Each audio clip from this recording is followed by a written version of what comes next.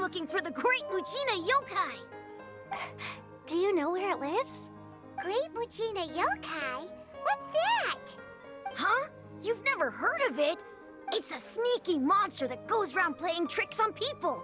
It's got magic powers and can even shapeshift into anything it wants.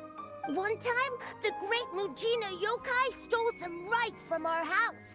And this other time, it pushed my dad into the river. Sounds like a very naughty little monster. 'Cause we finally found out how to chase it away. My dad said that the Great Mujina Yokai likes to play tricks on people who stay out all the time and don't come home when they're supposed to. So all we need to do is chase it away. Then we can come out and play whenever we want. This monster sounds scary, though. Aren't you guys afraid? Surely your parents must be worried about you. Oh, not really. I told my dad that I was gonna find the Great Mujina Yokai with some friends, and he didn't even say anything. So we think it must be weak right now. It's probably hiding away so it can rest. Yeah, so as long as we get home before it gets its strength back, we'll be safe. Something sounds very strange about all this, but Paimon can't say exactly what it is. Yeah, Paimon feels like the Great Mujina Yokai is one of those storybook monsters that doesn't exist in the real world. We should tell them so they don't waste all their time looking for it. Oh, children, listen up.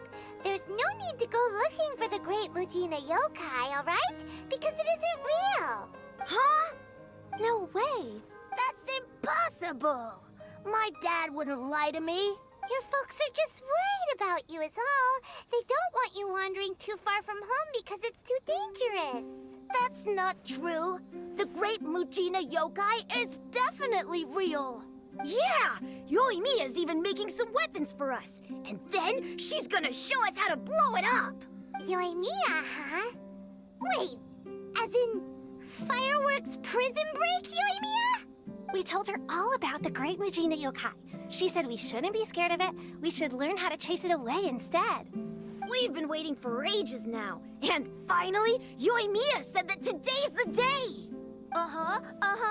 Yoimiya plays with us and tells us stories all the time. She wouldn't tell a lie. But... Come on, let's get out of here and go find Yoimiya. Wait, hold on, don't go! They didn't seem to take that very well. But Paimon was only trying to look out for them. Who knows what Yoimiya's got to do with this? Let's follow the kids and see what's going on.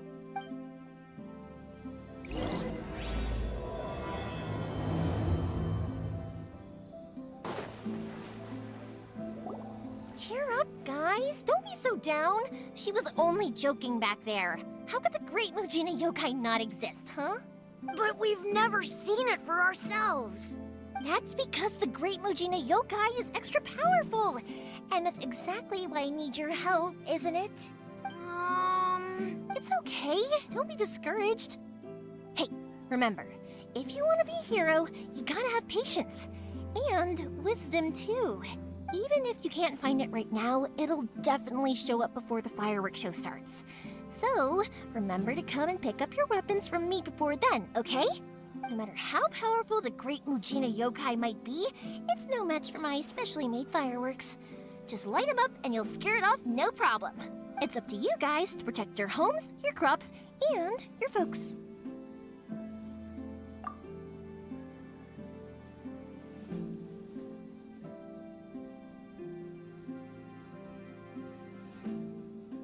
Got it! Thanks, Miss Yoimiya. We'll try and be more patient. Oh, yeah, hold up a sec. I have a few slips of paper for you guys, one each. Remember to give it to your parents and tell them to keep it safe. Just tell them it's from Yoimiya. They'll know what it's about. Okay, thank you, Yoimiya. We're gonna go back now. Oh, thanks, Yoimiya. Come play with us soon. Sure thing, will do. Take care on the way back, and I'll see you later.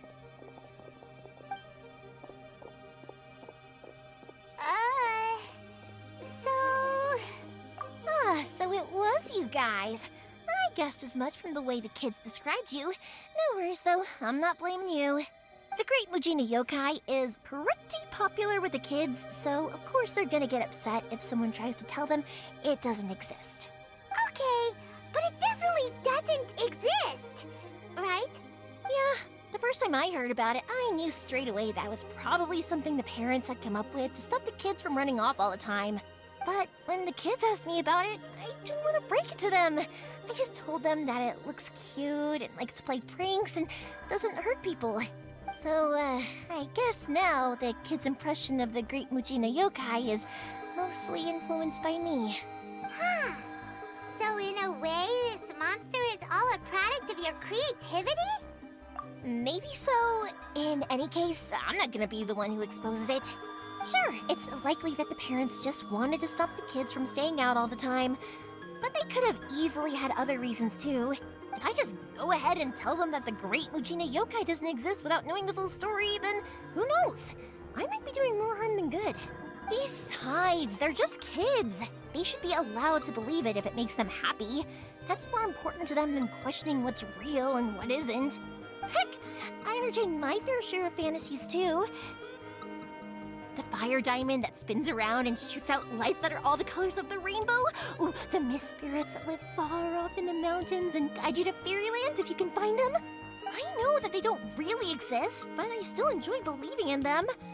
If someone came up to me and started telling me to stop being so stupid, they don't exist, I'd give them the evil eyes and tell them to get the heck out of my face because it's just so annoying. Right? So what if it's made up? It's also really awesome and kind of magical.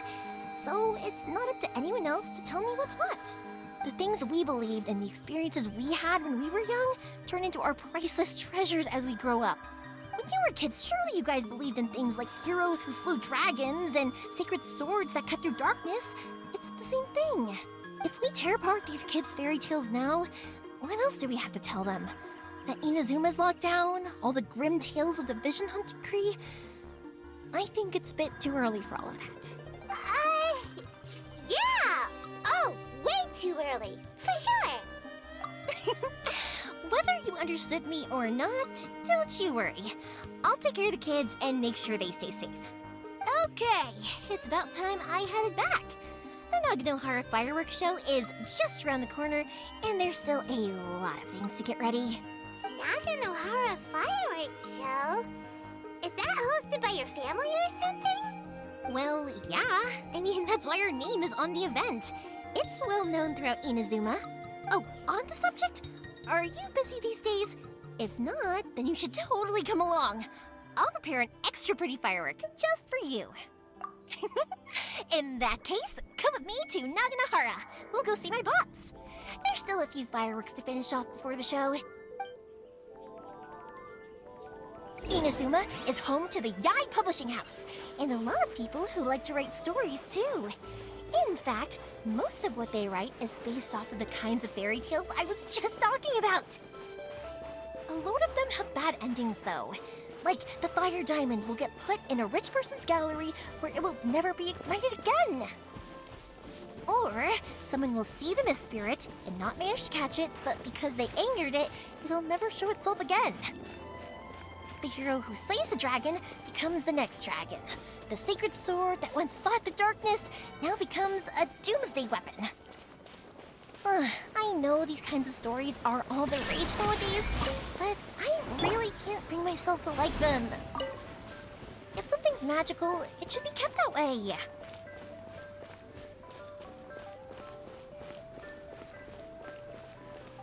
Hey, Pops, I'm back! The fireworks show is almost upon us, and the fireworks for each family are almost ready. Oh, new faces? Who are these two? Friends or customers? A bit of both, actually. They arrived in Inazuma just recently. Can't let them miss out on a fireworks show after coming all this way, can we? Well, either way, come on in and have a seat. And I, Naganohara Ryunosuke, will tell you all about the long history of the Naganoharas. That can wait. Pops, I need to ask you about something. A long, long time ago. Pops has started telling his stories again. Sorry about this. Ever since Pops had his accident, his ears don't work too well. Really? But for a moment there, it almost seemed like you were having a coherent conversation. Much, much later, people eventually realized that if you grind certain materials into dust, they burn with many beautiful colors. Pops, wait! Huh? What's that? Did they deliver those firework materials that we ordered yet? Oh! Yesterday's fireworks have all been delivered. So have the ones from the day before yesterday. And the ones from the day before that. No, Pops, I meant the materials. The materials that we ordered. They should have arrived today. Ah, today's fireworks are almost ready too. Don't you worry. Your old man's skills are still as sharp as ever. No, Pops, the materials. The raw materials for making fireworks. Sorry? Materials! Oh, the materials! Yes, the materials! Sorry, Paimon got all excited because you finally got the message across. The materials aren't here yet. The couriers did come over to explain why, but, well, I think they did, but I couldn't quite hear what they were saying. No worries. As long as we know, that's fine. We can just make them later. Don't forget to take the goods in when they deliver them, okay, Pops? Of course. Leave it to me. Oh, sorry if we were a little loud. It's always the way, though. It's like that every time I need to ask Pop something. I get told that a lot. Because my Pops is deaf, he never argues with anyone and never contradicts them. He just listens cheerfully. When I was little, I thought it was because he really understood me and agreed with whatever I had to say. So, I'd tell my Pops everything.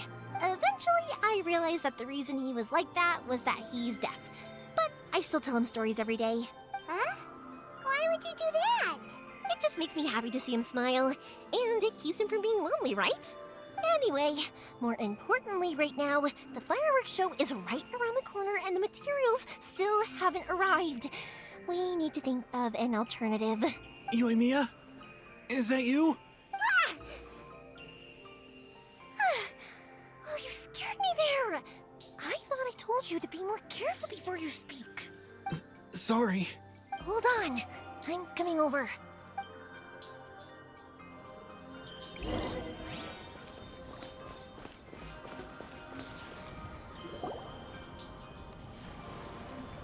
No one's looking. Okay, you can come out now. Come around the side.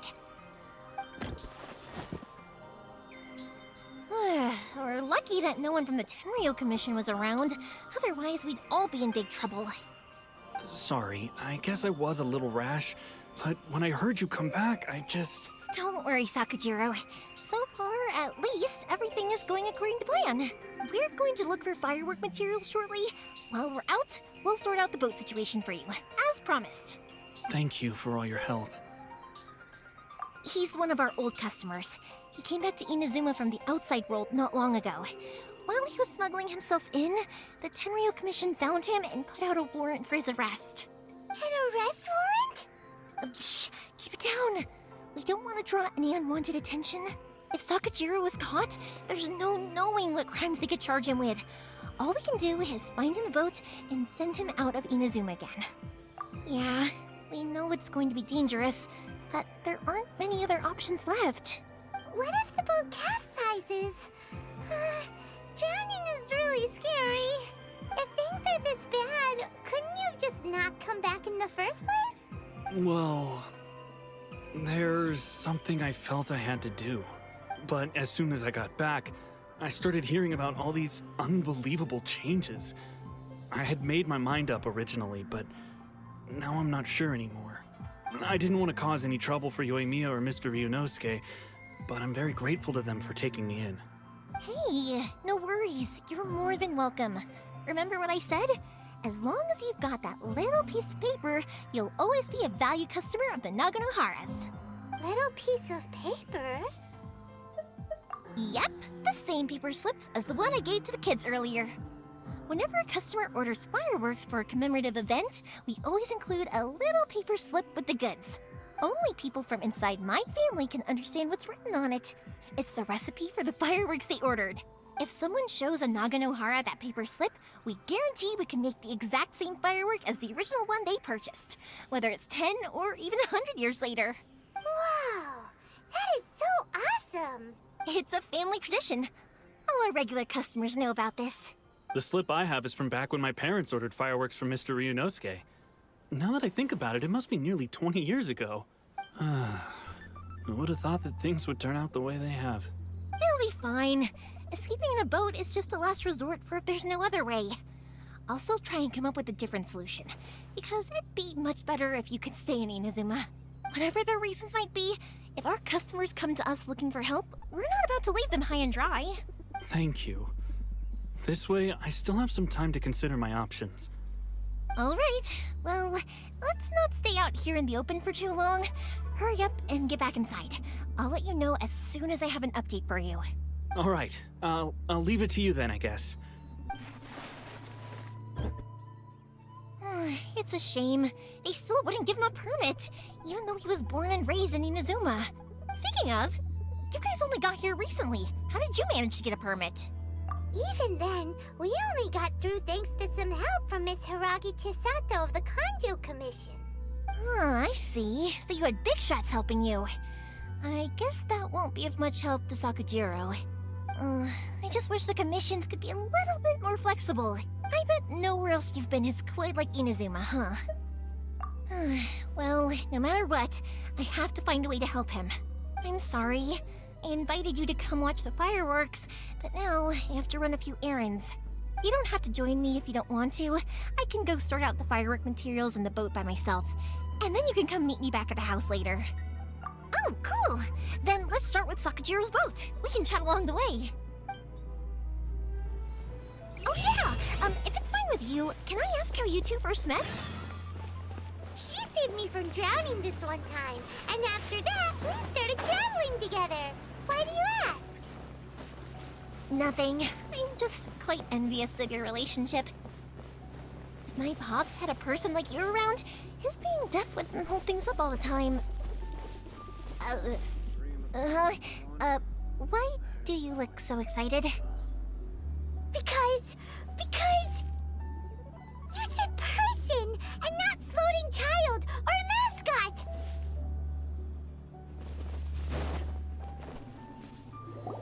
Koichi, I'm here! How is the boat coming along? Yeah, it's, all right, I guess. I was questioned, though. Wait, should we really be talking about this in front of them? Oh, don't worry, they're my friends. You can trust them. They came with me to check up on the boat. Yeah, you could say we're all in the same boat here. Oh, I see. Sorry, I didn't mean to doubt you. I'm just being cautious. The boat is ready, but I'll have to be discreet moving it here. Huh? Why is that? Because of the Sokoku decree, the Tenryo Commission is really suspicious of any kind of seaborne vessel. Even the smallest ones, they'll stop and interrogate us, demanding to know what we plan on doing with it. It's a real nuisance. I understand. I'm sorry for dragging you into this mess. Don't be silly. I'm actually happy you came to me for help. I've always come to you for fireworks, and again this time, so just consider this my way of saying thank you. Right, I'll go fetch the boat now. I should be back shortly. Thank you. Oh, if it's on the way, you can always pick up your fireworks from my house. Everything was made in strict accordance with what was on the paper slip. You won't find the slightest thing wrong with them. All right then. The fireworks show will be starting soon, won't it? You should make sure your new friends get to see it. It's an Inazuma tradition after all. Yep, that's the plan. Oh, you know what? You should tell them about your past. About the first time you ordered fireworks for my family. That's a long story, actually. Where do I start? Maybe I'll come back to that after moving the boat here. Oh, right, yeah. Got caught up in the conversation there. Okay, well, I'll leave you to it for now and meet you back here later. Lucky you reminded me. Otherwise, I would have ended up chatting the rest of the day away. Ugh, I've been so busy with the fireworks business these past few days that I haven't had a moment to stop and chat with anyone. Ugh, it's killing me. Of course, Pops is happy to listen to me chatter away, but because he can hardly hear anything, it's difficult to get an interesting reaction from him. And I'm doing it again, aren't I? Ugh. What I meant to say was, while Koichi is bringing the boat here, we should try to find some firework materials. I need to make fireworks not just for you guys, but for those kids and Sakajiro as well. We're missing a lot of materials. I'll be fine. It's actually like this every year. There's always a bunch of extra orders to slot in here and there. When people want fireworks, it's always because they have something to commemorate. And if they miss the chance, they might never get another one. So, no matter how busy I am, I'm always happy to take their orders. So, what you're trying to say is that you enjoy the work? Oh, I do! I really do! Being born into a family of fireworks makers, I feel like since I was a kid, I've been obsessed with watching things go boom! And then seeing all the lights and colors and, what I really wanted to say was, don't worry about me. It'll all be fine. Sorry. It's just that good conversation can be as fleeting as fireworks sometimes, you know? So, when I'm in the mood and I've got a lot to say, I just have to get all out there in one go and leave no regrets. Let's head to the city. I think I'll try my luck with some people that I know. Question! Doesn't it hurt your voice talking all the time? It can get uncomfortable, I guess, but what else would I be using my voice for? Huh. You kinda have a point.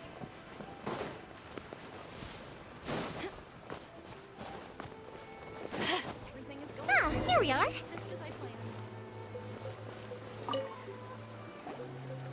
Hello, Morihiko. How's business these days? Yoimiya, there you are. I thought you might show up. Ha, no need to beat around the bush. You're here for the fireworks materials, I assume. I put a batch aside just for you. It'll definitely be enough. Huh? Really? How did you know? Because a fireworks show is coming up. And that usually means you'll be running all over the place trying to get your hands on some last-minute materials. I've come to expect it now. There's always a few extras unaccounted for, eh? Oh, I'm so sorry for bothering you every time. Ah, come on now. You know I didn't mean it like that. I'd sooner have my business go under than turn down one of your requests. What about you two? Are you the ones needing some fireworks made? It's no trouble at all, my friend. Once when I had an argument with my son, Yoimiya was the one who came and calmed him down. I'm hopeless at communicating with him.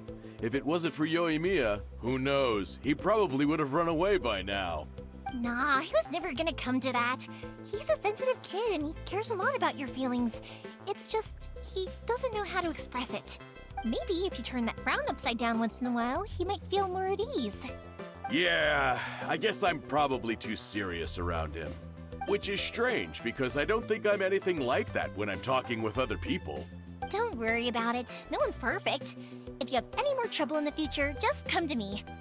Even if it's not fireworks related, I'll happily oblige. Customers come first. Always. All right then. Everyone's always saying what a good kid you are. Your father must be very proud of you. Go ahead and take the ore, by the way. It's on the house. Oh, no you don't! That's out of the question! Don't worry. Just take it as a token of my gratitude. Gratitude won't pay your bills, though. Don't do this to me. Can't we just play by normal business rules here? I already said it's fine. Please, just take it. Surely you've got a load of other things you need to get done today. Well, how about this then? I'll record this in my notebook, and we can consider it a down payment against any fireworks you want to purchase in the future. There's no convincing you, is there? All right then, if you insist. Pass on my regards to your dad. Tell him Morihiko wishes him health and happiness. Will do. You look after yourself as well. Don't push yourself too hard. You don't want to make yourself ill again. Everyone seems to really like you, Yoimiya. Well, for one thing, if you want to commemorate something, naturally you're gonna want something loud, bright, and beautiful. But I think more importantly than that, everyone trusts us. If it wasn't for our customers, we wouldn't be able to stay in business. Anyway, we've got all the materials we need now, so that solves that problem. Next, we just need to go find someone to process them.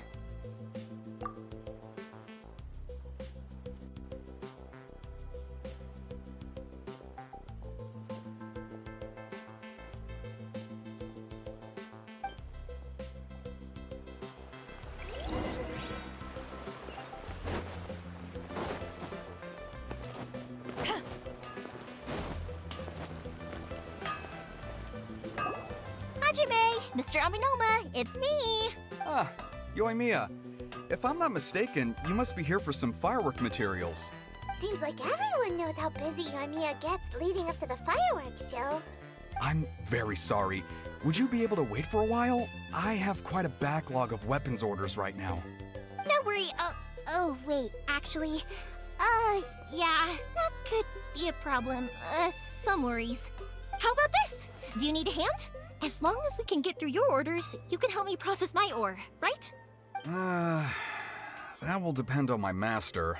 Oh, you don't mind, do you, Mr. Aminoma? As you know, it's not long now until the Naganohara fireworks show starts. There's still a lot of fireworks left to make, if I don't finish them on time. Talkative as ever, I see, dear child. The essence of Amenoma art is patience and focus. When the mind is disturbed, it will show in the blade that is forged. If you badger Hajime like this, you will only succeed in disrupting his concentration. But this is a special circumstance, surely. The Naganohara fireworks show is right around the corner. So give me your ore, and I will process it for you. Huh? Master, you mean you'll do the work personally? Is that so surprising? It is, after all, the only option. Thank you for helping out, Mr. Aminoma. You're quite welcome.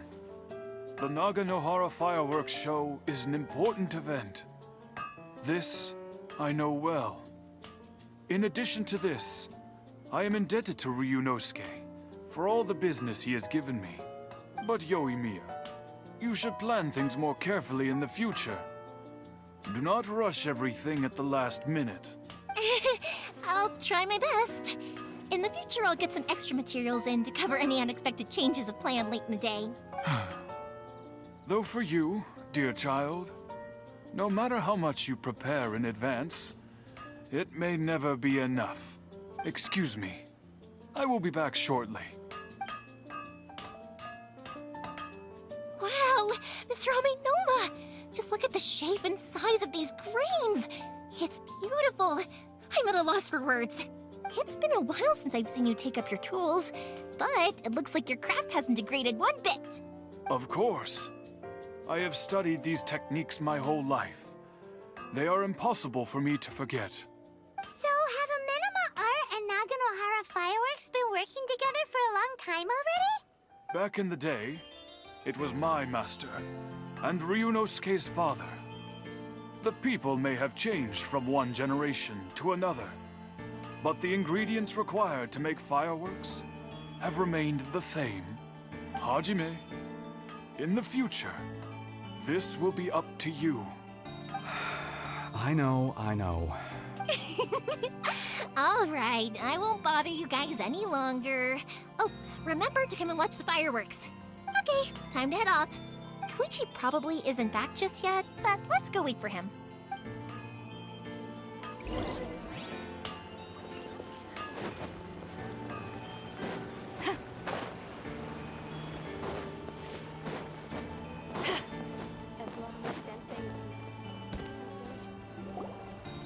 Just as I thought, he isn't back yet. But not to worry, because actually, I've been hoping for a chance to have a nice long chat with you all day. Sorry for dragging you with me everywhere. Everyone's been so good to me, though. It's all gone really smoothly. Feels like Paimon has barely spoken a word this whole trip. I felt like I was neglecting you guys, so I wanted to find an opportunity to catch up. When we first met, I was in a hurry. We didn't have a chance to sit down and have a proper chat. You guys are travelers, right? So, where else did you go before coming to Inazuma? I haven't been to Liyue before, but from what I've heard from Miss Beto, it sounds like a really interesting place. But something big happened there recently, right? Didn't their Archon leave all of a sudden? Yeah, a lot of crazy things went down as a result. Luckily, everyone worked together to stave off a huge disaster that could have wiped out the whole city. Oh, well, that's good to hear. I gotta say, it's pretty remarkable that the citizens managed to step up and keep things going even after their Archon left. I mean, I sure can't imagine Inazuma without the Shogun. My friend once said to me that only people with a strong will and a clear purpose decide to go traveling. Maybe it's to see a certain view or to fulfill a certain wish. So, what made you guys embark on your treacherous journey to Inazuma? And we're looking for answers from the gods, too. You were separated from your family because of a god? Oh, that must be really tough. I get it. Well, if that's how it is, then that's how it is. You know, I was going to ask if you guys wanted to stay here in Inazuma. Unlike the outside world, what Inazuma seeks is eternity. In other words, a state of tranquility where very little ever changes. The advantage of that is that if you're ever tired from your journey, Inazuma's a great place to come and rest. Let me put it this way. I was just worried that you might be getting weary. If you keep pressing on in that state, you might start to lose sight of the things that made you want to start your journey in the first place. Sometimes. That's also just how it is. When you're exhausted, everything becomes an uphill struggle. Even trying to have fun. You won't be able to enjoy yourself if you're too tired. An adventurer friend of mine once told me that if you're too focused on reaching the end of the race, you'll miss a lot of opportunities and precious moments to be had along the way. Don't worry though, I'm sure I can think of some way to get you feeling relaxed and happy. And you're here now, so even if you're gonna leave eventually, I want to make sure you at least leave with fond memories. Who knows? Once you're reunited with your family, maybe you'll find Inazuma the right kind of place to call home. I already have an idea of the color and type of fireworks I want to give you guys. I'll keep it a secret for now, though. Yoimiya, I'm back. Sorry to keep you waiting. Let's head over to the boat. Or, did you want to keep chatting a little longer? Okay, good. Let's go then. Just act naturally, though we don't want to raise any suspicion. If it can withstand the storms out on the ocean, it must be super sturdy, right? Absolutely. Rest assured that the quality is guaranteed.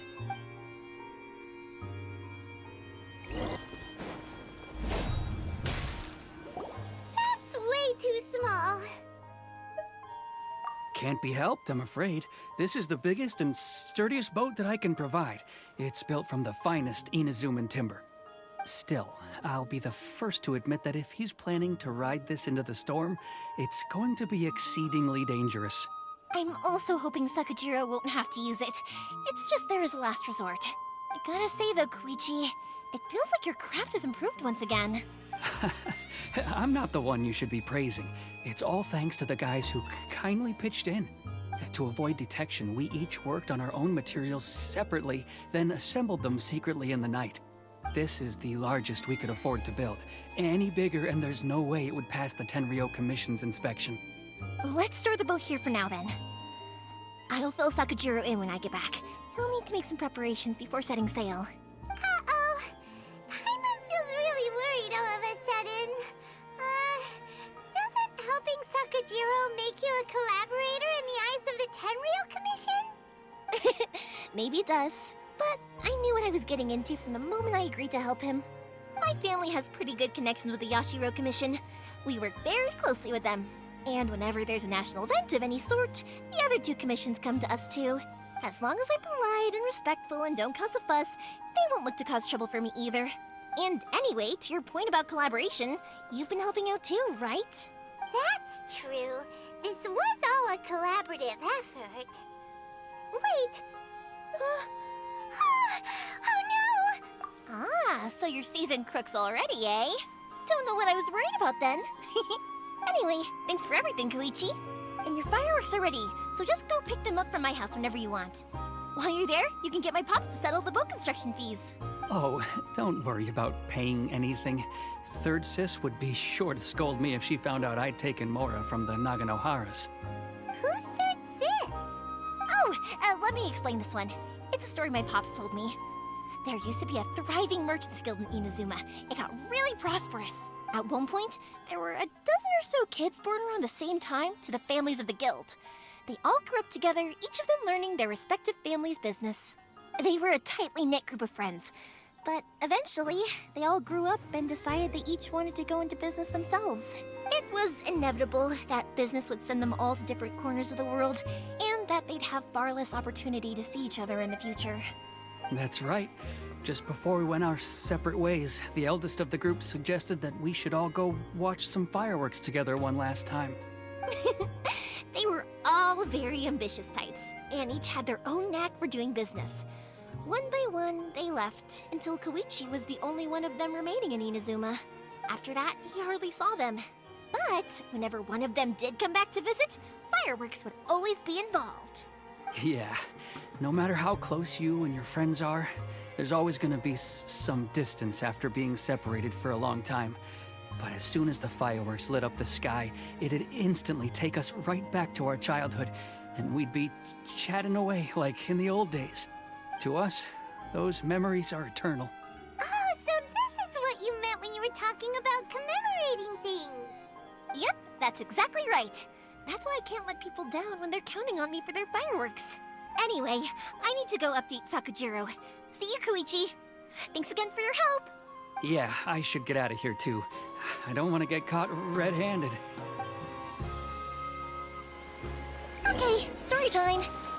So, whenever Koichi brings one of his friends from the trade association to see me, they always mention how they used to play with me when I was a kid, or held me once as a baby, or something. But there are so many of them in that friendship group, and I don't remember anything from that age anyway, so I never have a clue who they are. One time, he shows up with another one of his friends, and the friend asks me if I remembered him. So I'm like, yes, I do! You held me once when I was just a baby. Koichi just bursts out laughing and says, actually, this is one of his carpenter friends. Turns out, he's a lot younger than he looks. Just a few years older than me. I went bright red and must have apologized like a million times. It was so embarrassing.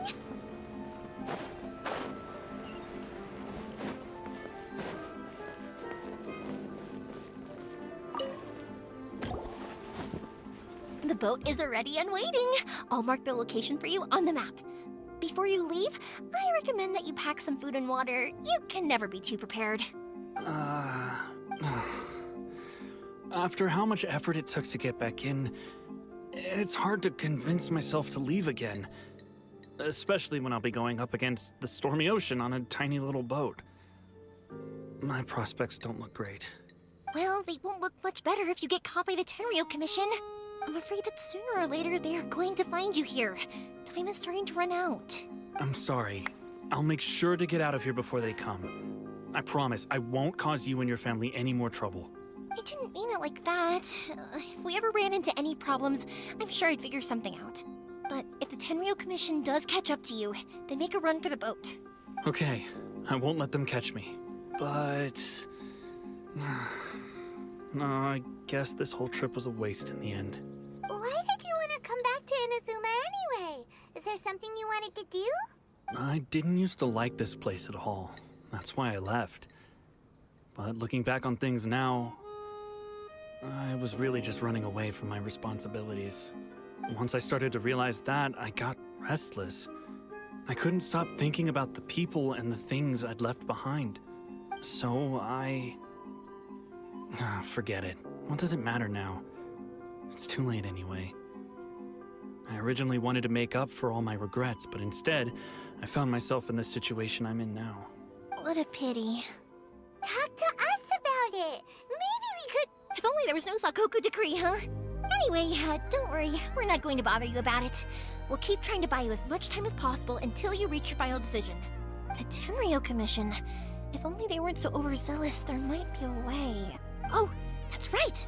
That elderly couple, old customers of ours, their son's in the Tenryo Commission, isn't he? quite high up as well. That's it. I'll go talk to them. Maybe they can do something. Are you sure they won't just report me instead? Oh, don't worry about that. They're really nice people. I know them well. They won't cause us any issues. All right, you should get back indoors, Sakajiro. We'll be back in no time at all. Okay, let's go. Time waits for no one. Wait, hang on. What about the fireworks? All those materials? There's so many orders to finish.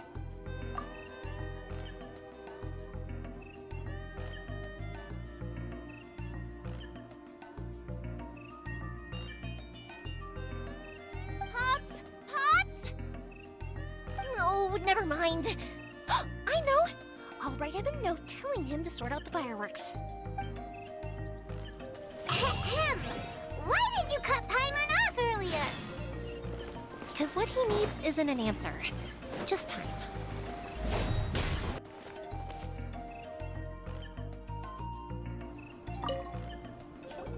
Well, if it isn't Yoimiya, come on in, dear. Come and take a seat. Are these two your friends?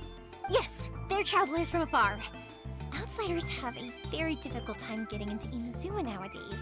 Indeed, these are unprecedented times. But seeing as they came all this way, we locals should give them a warm welcome. Oh, before I forget, I brought the fireworks that you ordered. Oh, thank you, dear. Your family is so good to us every year. First your father, and now you. I wonder if I'll still be around to see the next hair of Naganahara fireworks. Of course you will. You're both in great health. Don't say things like that. It's bad luck. We aren't as young as we once were, though. The body knows it. It used to be that I could spend all day working the land, carrying water back and forth. But now, even a moment of light work leaves me with all sorts of aches and pains. I wanted to do some weeding yesterday, but as soon as I bent down to get started, I suddenly felt that if I went any further, I wouldn't be able to get back up again. No worries. Say no more. We'll handle it. No, no, no. We can't be putting you to work when you're a guest in our home.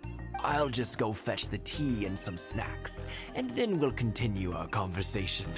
It's fine. It's not like it's the first time I've helped you with chores. I just haven't had much time recently with the fireworks show coming up. But once that's out of the way, I'll be sure to come by more often. It's no trouble, really. We don't mind helping. Oh, you're such good kids. As for mine, he's all grown up now. Hasn't found anyone yet. And he doesn't visit very often. If you're quite sure it's no trouble, then I have some pickled radish here. Would you mind delivering it to Satoru on the other side of the village? Sure. It won't take us a moment. The old folks aren't very mobile, so come on, let's help them out. We'll get rid of the weeds first and then deliver the pickled radish. Yeah, you got it! And that should just about do it. Satoru is on the other side of the village. Let's go see him now.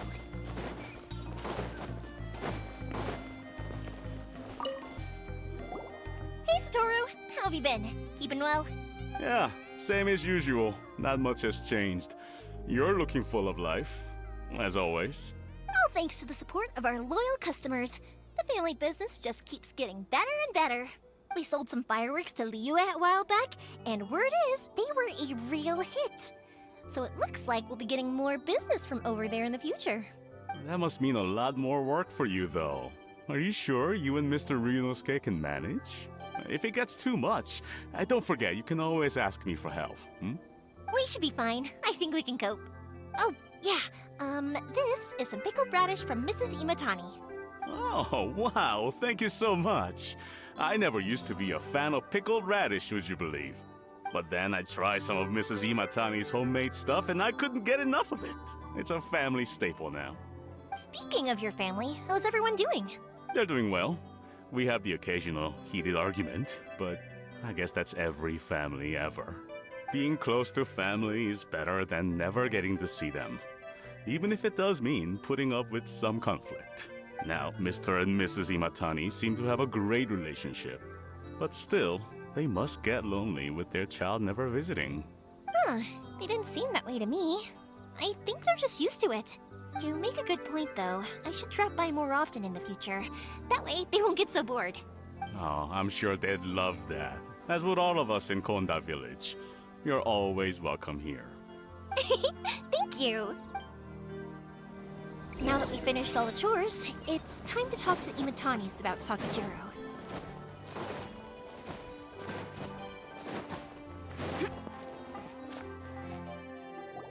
That was quick. Ah, young people are so handy. Younger people have bundles of energy, and older people have a wealth of wisdom. Each have their strengths. Speaking of youth, do you know what? It's been 50 years this year. Oh, so it has. Goodness, how the time flies. You barely notice as the years go by, but then suddenly 50 years have passed. 50 years since what? Some important day? Well, if you must know, it was 50 years ago, back in the days when this young lady was still trying to win me over, that... Oh, stop trying to impress them. We both know you were the one who was hopelessly smitten and desperately trying to win my affection. Well, maybe you're right. 50 years ago, I proposed to my wife at the Naganahara fireworks show. We've been together ever since. To tell the truth, I was still a little uncertain. I wasn't sure what I was doing when I walked into the Naganahara's shop and ordered my firework. Even as it was rising up into the sky, I still had no clue what I was going to say. But then it exploded, the sky lit up. I looked back at her and saw her eyes twinkling in the light of the fireworks. Before I knew what was happening, apparently, I'd already said it. And, well, she'd said yes. 50 years. In some ways, it's a long time. In others, it's no time at all. Really, it's just a number. But 50 years of being together? Now that is something worth commemorating. I had no idea it was your 50th anniversary. If I'd known, I would have made some extra fancy fireworks just for you. Oh no, it's quite all right. We always set off the same firework every year. It wouldn't be the same without it. Seeing that firework go off takes us right back to those days. Even at this age, we still look back with not a single regret. Ah, what a great relationship they have. Enough about us, though. Yoimiya, aren't you busy with the fireworks show coming up? Was there something you needed to discuss? Yeah, it's a difficult thing to talk about, but here goes.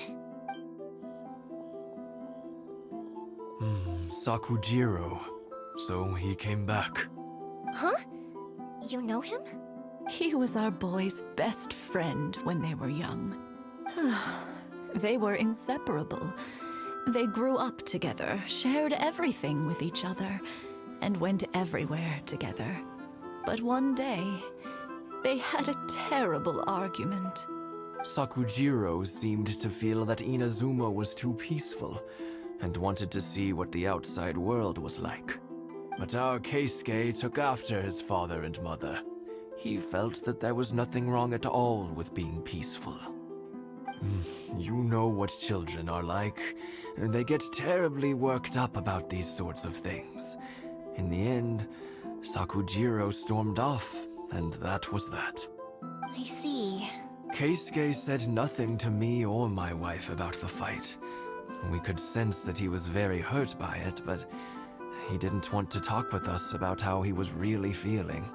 Eventually, whether out of pent-up anger or for some other reason, he joined the Tenryo Commission. He rarely comes home anymore. If it was anything else, I could talk to Keisuke, and I'm sure he'd be willing to help. But since it's Sakujiro, I don't feel there's any way we can get involved. What a strange coincidence. Who'd have thought? I understand now. When I asked Sakujiro why he came back, he just said because of past mistakes and wasn't willing to elaborate. Now I finally understand why he can't decide what to do. Two best buddies in childhood. One grows up to join the Tenryou Commission, the other grows up to join the Tenryou Commission's most wanted list. Well, no worries. If that's the case, then never mind. We can find some other way to help Sakujiro. There's no need to make things difficult for you.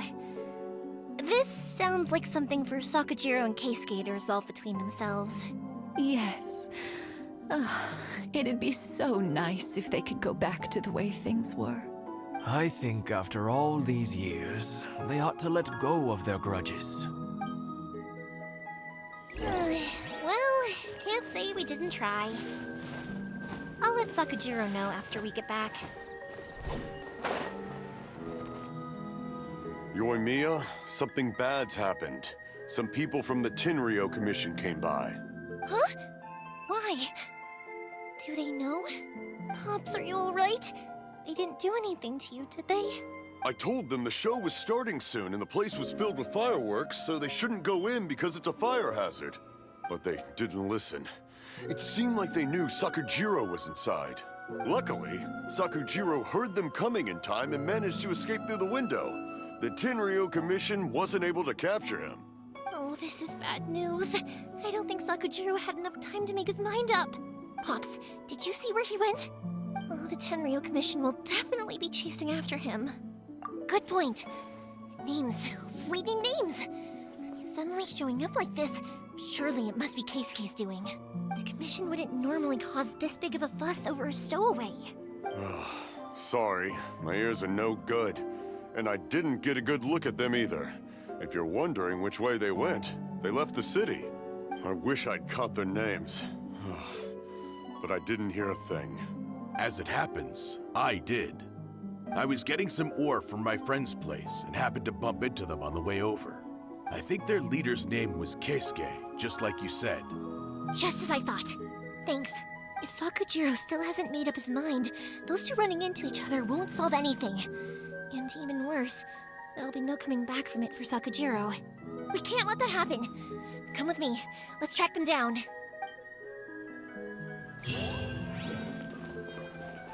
It's Mochizaka and his friends! Let's ask them. Hi, Yoimiya! Are the weapons to scare away the great Mujina yokai ready yet? Oh, Mr. Ryunosuke is making them right now. You can go collect them from my house later. Aren't you gonna play with us, Yoimiya? I'm sorry. I have something important to do right now. I'll be back later on. But I'll bring you guys some candy next time. The extra sweet candy, the one you guys love. Yay! We're gonna get candy! Woohoo! Also, I wanted to ask you guys something. Did you see a bunch of scary-looking men come by here at all? Yep, we did. It looked like they were chasing someone. Are they trying to catch a monster too? No, don't worry. It's all just a big misunderstanding. Be good kids and stay out of trouble, all right? Stay in the city for now, and I'll come play with you after the fireworks start. We will. We'll be on our best behavior, especially for you, Yoimiya. It looks like this is the right way. Let's keep going. If Sakujiro still hasn't made up his mind, I guess I'll have to... Look! There are people from the Tenryou Commission over there! It must be them! Sorry, official business. I can't let you pass. Sakujiro and Keisuke are up ahead, right? We need to talk to them about something. Didn't you hear me? You're not getting past. Ugh, what a nuisance! Well, you've only got yourself to blame! Fire hazard! I must withdraw. I must.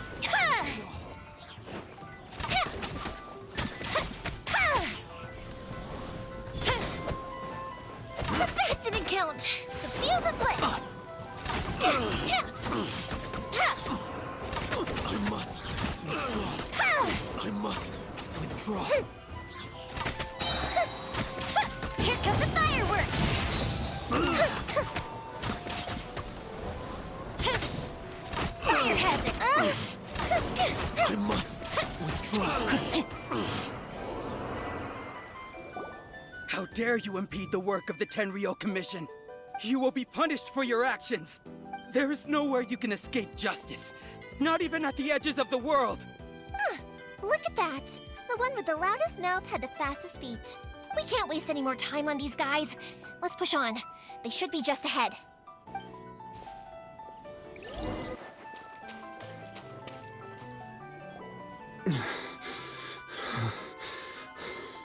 Your skills with the sword have stagnated, Sakujiro. You should have known that you stood no chance against me in a duel. I never imagined I'd fall into your hands. If this is to be my fate, I accept it. I have nothing else to say. But your return says that you finally came around to my point of view. Whatever you say. You will return with me to the Tenryou Commission to await your sentencing. The one who made this boat will also be punished. Wait! It doesn't have to end like this! Don't you have anything else to say to one another? Hey, I know you. You're Naganohara's girl, who makes the fireworks. I know you like to get involved in other people's business, but stay out of this. It does not concern you. It's okay, Yoimiya. The past is the past. Then why did you risk life and limb to get yourself back into Inazuma? And why were you so reluctant to leave after you got here? I'll tell you why. This is why. This is the chance you've been waiting for. To talk everything through. I have nothing to say to him. He's a criminal. I work for the Tenryou Commission. There is never any room for discussion. Out of respect for the friendship we once had, I gave him a chance to fight for his freedom. But his skills with the sword are as disappointing now as they ever were. What are you talking about?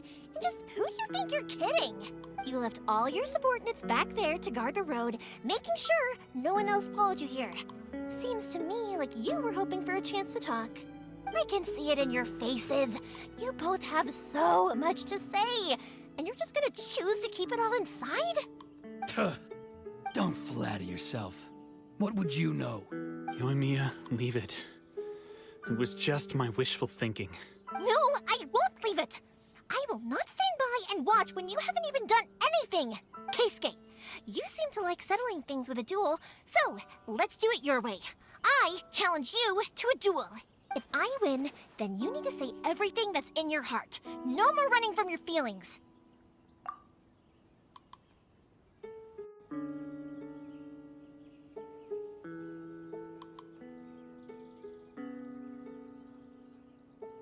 And the same goes for you, Sakujiro.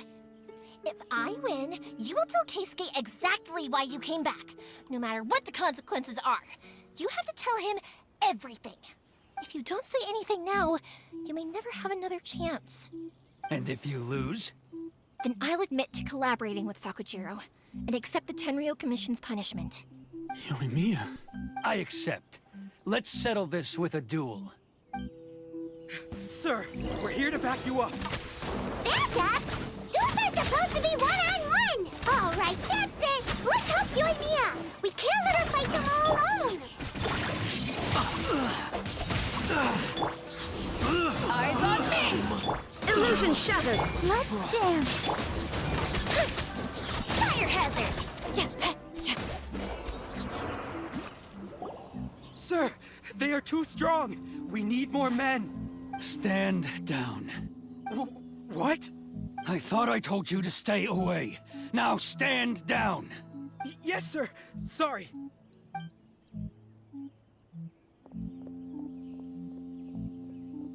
Young lady, you are just as obstinate as Sakujiro was back then. Why were you so convinced that we had things to say to each other? Because Sakujiro may not have told me about you when he came back, but he did order a firework from me. Then your parents told me about what happened between you when you were younger. Once I'd heard the story, I realized that the firework meant something special to you both. And that's why I simply refuse to believe that you have nothing to say to each other. Nobody sets off a firework to feel lonely, do they? The reason I came back is that I felt lost. It wasn't that I'd changed my mind, I just felt that what I'd done in the past was to try to escape from reality. I saw the freedom of Mondstadt, the contracts of Liyue, the wisdom of Sumeru, and the justice of Fontaine. It all left a deep impression on me. I was glad that I'd left Inazuma, but then I happened to hear about the Sakoku decree. I was an escapee, and I was proud of that. What I should have tried to do is take the good things from the outside world and bring them back home. So that's why you came back? Out of your naive hope of changing the way things are here? No, I let go of all those delusions of grandeur. I just felt that I never should have run away like that. After all, you never ran away. Huh? I don't know about you, but life hasn't been easy for me. But I just had to come back and visit. It was like fate was calling me, and I couldn't ignore it any longer. Life isn't easy for anyone. I truly worship the Raiden Shogun. Her ideas were my personal creed, and I desired nothing more than to see her will done. But now, my role is to punish violators of the Sakoku decree and confiscate people's visions. It's not what I signed up for when I joined the Tenryo Commission. I do wonder, am I really doing the right thing? The boat is yours. Huh? I couldn't make you stay in Inazuma, but that doesn't mean I want to keep you here by force. What will you say to the higher-ups? Don't worry about that. I'll handle it. If you want to come back, I hear the process of returning to Inazuma from the outside world is long and complicated, but it can be done. I will lend you my help, but until then, you'll have to wait. And don't kick the bucket on the way out. Don't worry, Keisuke. Any chance we can watch the fireworks together? Maybe next time.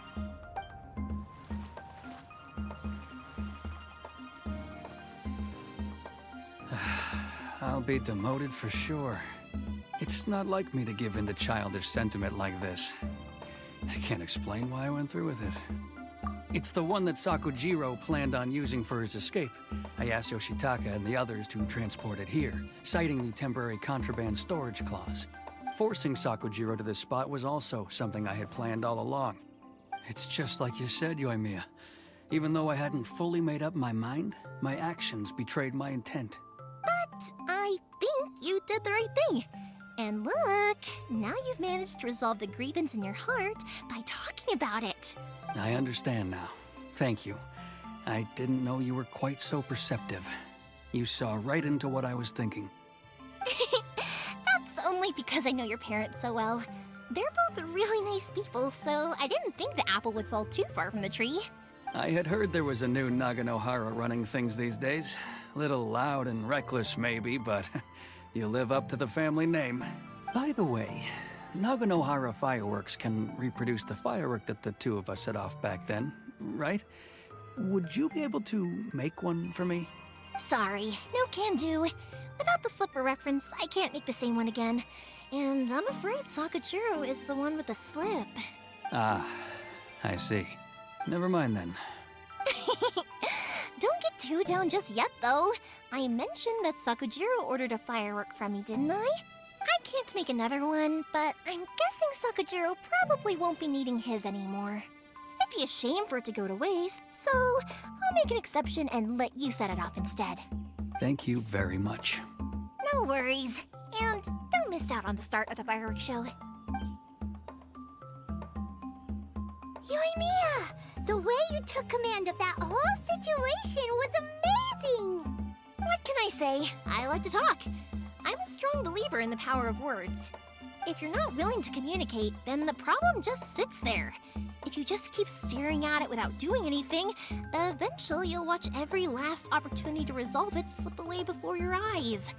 Sakujiro and Keisuke can't turn back the clock in their relationship, but that's no reason to live with remorse.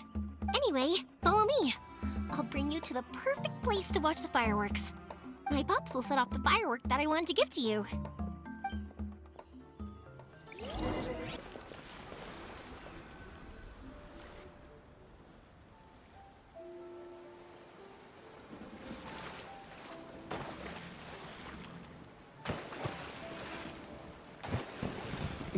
Huh?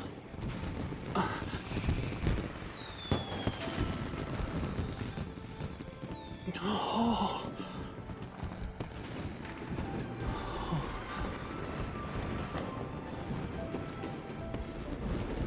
Oh, it's...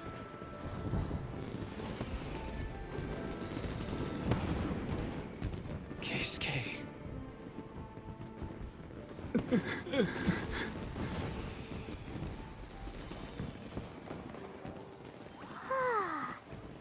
So, Yoimiya, these fireworks, what do they mean to you?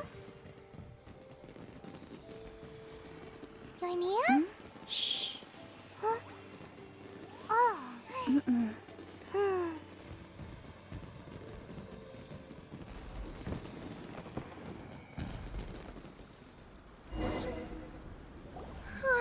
That was amazing. It was so beautiful I could weep. I didn't actually cry though, right? I just feel a bit misty-eyed. Oh, remember that big one that went up first? The gold one? That's the one I had Pops make for you. Oh, Paimon saw it. It was one of the best ones. They won't forget that anytime soon. That's what I wanted to hear. I was hoping it would leave a deep impression on you guys. No matter where your journey takes you, and no matter what hardships might lie ahead, I hope you'll always be able to look back fondly on the fireworks you saw tonight. I believe that as time goes by, this firework will only grow brighter and more beautiful in your heart. Oh, and also, you're technically my customers now. Here, this is your paper slip. If you ever want to see that golden firework again, just come and see me. You know, Yoimiya, you seemed to turn into a completely different person during the fireworks. You were so quiet, and it was like you couldn't hear anything at all. Oh, I can hear you. I just have a habit of being silent while I'm watching fireworks. Quietly watching something you made with your own hands rise into the sky feels like a sacred ceremony to me. You asked me what fireworks mean to me, right? Yep. Well, for Koichi, who built the boat for us, and his friend, Third Sis, fireworks commemorate friendship. For Keisuke's parents, they commemorate marriage. And for Keisuke and Sakujiro, they were commemorating... Oh yeah, right, beliefs! As for me, to be honest, even though I've thought about it countless times before, I still haven't found an answer. Seriously? Huh. Paimon was expecting something deep and philosophical. Well, no one's ever asked me this before, so I've never really settled on an answer. It was by chance that I happened to be born into the Naganohara family, so it was by chance that I ended up learning this craft from my pops. It's also by chance that I've met so many people, learned so many things, and discovered that people associate watching fireworks with the things that are most precious to them. Fireworks that disappear in a flash of light are probably the furthest thing away from the eternity that our shogun desires. But people's feelings don't just disappear. And it's those feelings that give fireworks their purpose. If nobody wanted to watch fireworks, then they wouldn't exist. Also, consider this. You have to have the Naganoharas because so many people are emotionally invested in the existence of fireworks. If we didn't exist, their wishes would go unfulfilled, wouldn't they? You know, I don't really think about complicated things like this very often, but I'm proud that I was born into the Naganohara family and have the chance to make so many pretty fireworks.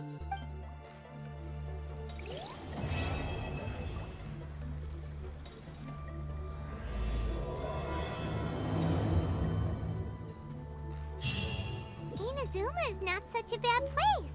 Paimon's having a pretty good time. As usual, it's the first stop, Komori Tea House.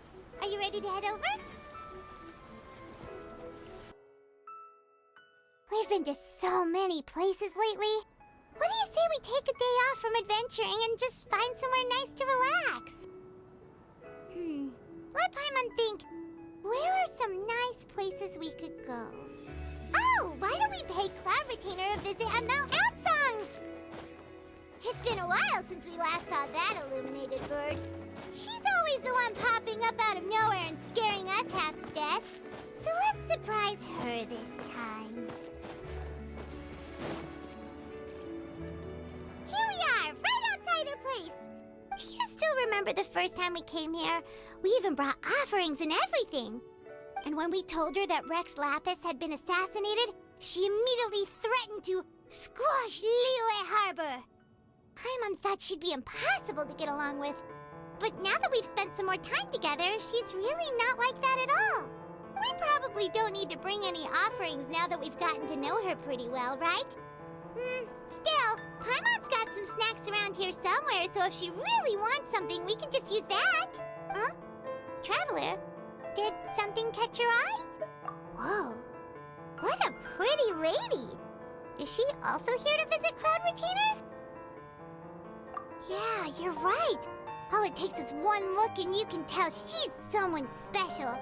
As expected of that bird lady, really. She must have a whole bunch of Adepti friends from all over the country. Okay, but if we're both friends of Cloud Retainer, then we're basically friends by association, right? Want to go up to her and say hello? Helping you make more connections is a part of Paimon's job as your reliable guide. Paimon's got this.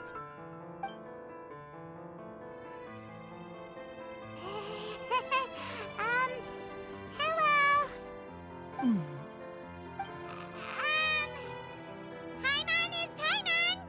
And this is the Traveler. Paimon doesn't think we've met, but we're also friends of Cloud Retainer. May we have the pleasure of learning your name, Madam Adeptus? You two... What is this tomfoolery? Has a shift in form so clouded your eyes that you no longer recognize one anymore? Wait, you're... Huh? You're the illuminated bird? But you look... human! How did that happen? Oh, donning human form is scarcely any test of one's abilities. As for your confusion, one merely had no reason to indulge such inclinations before.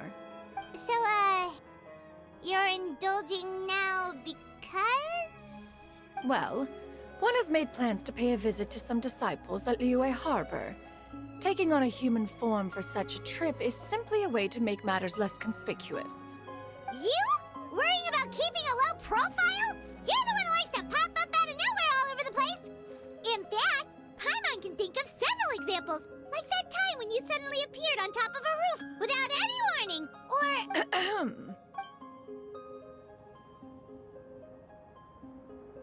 Hey, didn't we agree not to bring that up unless she asked? Oh? So you have taken care to follow the proper rules of etiquette after all. Most commendable.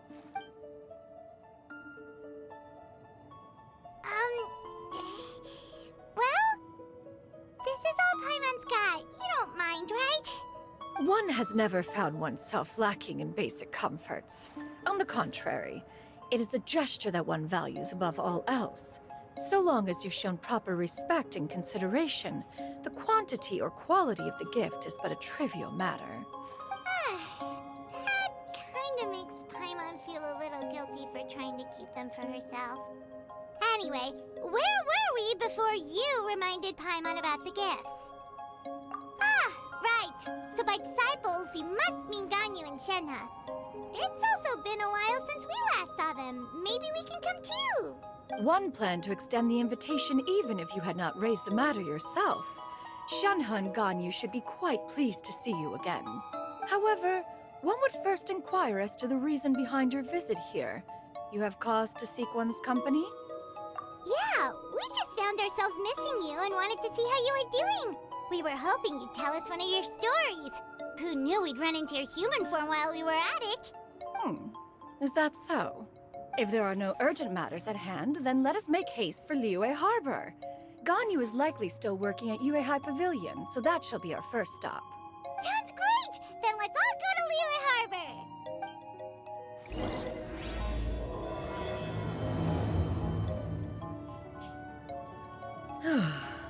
Ganyu has been quite busy with work as of late. One can count on one talon the number of times she returns to Mount Outsong each year. Shenhe has also secured employment recently. In her correspondence with me, she wrote that she shall have no need to return for the foreseeable future. Did they think one was so easily mollified? One shall investigate everything with one's own eyes and decide for oneself if their living conditions are satisfactory.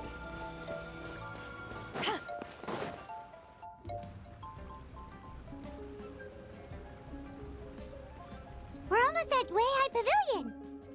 Hey, do you think Ganyu will be shocked to see Cloud Retainer like this?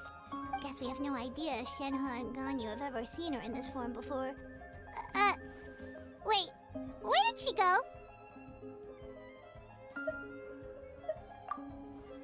Why are you just standing there, Cloud Retainer? Quietly now. One shall stay here. You two can go and meet with her. But why? Isn't it better if we all go together? If one were to proudly proclaim one's presence, Ganyu would surely profess herself otherwise unoccupied and drop everything to attend to one's visit. One fears that would only result in her staying up all night to make up for lost time. One does not wish to trouble her. Conversing vicariously via you two shall suffice. Do remember to inquire as to her recent well-being. Again, do not mention one's presence here. Fair enough. Makes sense. All right, then. We'll just pass on your regards and... Cloud Retainer? Oh, busted. Is that lady someone you know, Miss Ganyu? She is indeed. I'm sorry, Huixin, but could we delay the upcoming meeting for a little bit? I believe my schedule today is quite full. Although, perhaps I could move some work to later in the evening.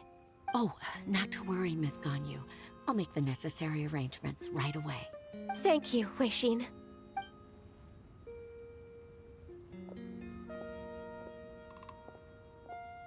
It's been a while, Ganyu. Greetings. What brings you here today? And Cloud Retainer, too. It's been quite some time since I last saw you in this form.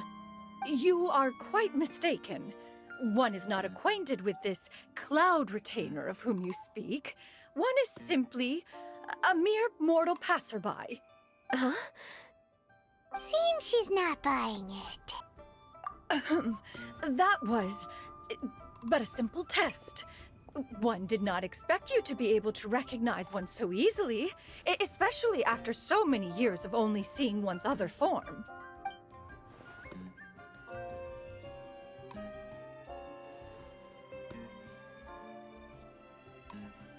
But recognizing you is, my responsibility as your disciple. An apt observation. One was simply passing by while attending to some important business. One thought it would only be fitting to pay you a visit while in the area. Wait, Paimon wasn't aware of any important... Oh, Cloud Retainer's right. We've still got something super important to do, so we can't stay here for too long today. Oh, is that so? But it's been so long since we last saw each other. One simply desired to see you and had no intention of interrupting your work. A quick conversation should suffice for today. A more involved reunion should wait until you find yourself less occupied. I understand. That should be fine. While one acknowledges the amount of work that you have to deal with every day, one must also remind you to rest. Though Adepti blood flows through your veins, excessive exhaustion will still cause grave harm to your body. It still makes one nostalgic to see you as you are now, respected and independent. When you were young, you oft begged one to cuddle you to sleep when you suffered from nightmares. Cloud Retainer! Stop! If you insist. We are running short on time regardless, so one will refrain from going into each and every story. Why don't you continue your conversation? One shall simply stand by and listen. Wow, you've been to so many new places since the last time we spoke. If you ever need anything, please just come find me at Yoimiya Pavilion. Also, forgive me for my presumptuousness, Cloud Retainer, but if you plan to continue appearing in this form, don't you think it'd be helpful to adopt a human name? A human name? Huh. You raise a valid point. Considering the sheer extent of one's renown, Cloud Retainer is surely too recognizable as a name. You really think so? Not that you're not famous or anything, but that famous? You presume to know the extent of one's illustrious achievements. One would hardly think such a thing to be possible. Nevertheless, Ganyu's advice cannot be ignored. From this point on, when in public occasions, be sure to refer to one as Shenyun. Shenyun? Ah, I assume that's a reference to the full record of Pristine Pavilion. An adeptus of years past would rise with the clouds and rest with the moon. They were enlightened and wise, free and unfettered. The writer referenced Master's name to describe her carefree and spontaneous nature. Oh, that sounds super cool! Paimon feels like only the most powerful of Adepti could rise with the clouds and rest with the moon. Actually, those lines were originally written to describe Cloud Retainer herself. Huh? Wait, so you're really that powerful? And what of it? Did you truly take one to be nothing more than a bird of bigger than average size? Not exactly. To be fair, Cloud Retainer rarely speaks of her past accomplishments. The tales of her past can only be found in ancient texts. It is said that once, a long, long time ago, there was a severe drought in Liyue. Left with no choice, many people left their homes, while others spent day and night praying to the Adepti. Although I did not live through such tragedy, simply reading about it is enough to gain a visceral understanding of all the pain and desperation during that time. On top of the drought, a noxious gas also began to spread through the land. If not for Cloud Retainer's efforts, much of Liyue would be nothing more than a barren wasteland today. The books had this to say about what happened. Upon arrival, the Adeptus borrowed the wind to retain the clouds. Immediately, the clouds gathered together, and abundant rain burst forth from the heavens. Drought and plague were both driven away, and the people were saved. Wow, that's incredible! Mortal records add embellishments to dramatize past events. One did merely what one ought, and even if one had not interceded, the other Adepti would surely have stepped in to help. Even so, you stopped an entire drought! Can you really control the weather like the book said? Oh, Paimon suddenly has a lot more respect for you. So it was Paimon's bad for calling you Illuminated Bird before. You're not too mad, are you? How laughable. A name is but a simple label we carry with us on our journey through the world. Why would one be offended by such a trivial matter? That's a relief. In that case, Paimon will continue to call you whatever feels right in the moment. Well, that is quite enough ancient history for now. Ganyu, have you had word from Shenhe? One has heard that she procured a job recently. Have you any thoughts on her workplace? And what, pray tell, of her monthly remuneration? Moreover, does she find herself overly inundated with work? Is she allowed time off during Lantern Rite? That is a lot of questions. There is no cause for concern, Cloud Retainer. I introduced Shenhe to her employer personally. Wanmin Restaurant's business has been booming recently. So with Chef Mao being swamped with customers, and Shangling still off and out in search of new recipes, I introduced Shenhe to staff the restaurant. I see. Most excellent indeed. One has had the pleasure of being introduced to that family. Shangling is kind and astute, while her father is loyal and reliable. One has no cause to believe that they will make Shenhe's work difficult. Now, it is almost time to partake in the victuals of noon. One shall visit Wanmin Restaurant in person and see how Shenhe is doing. Huh?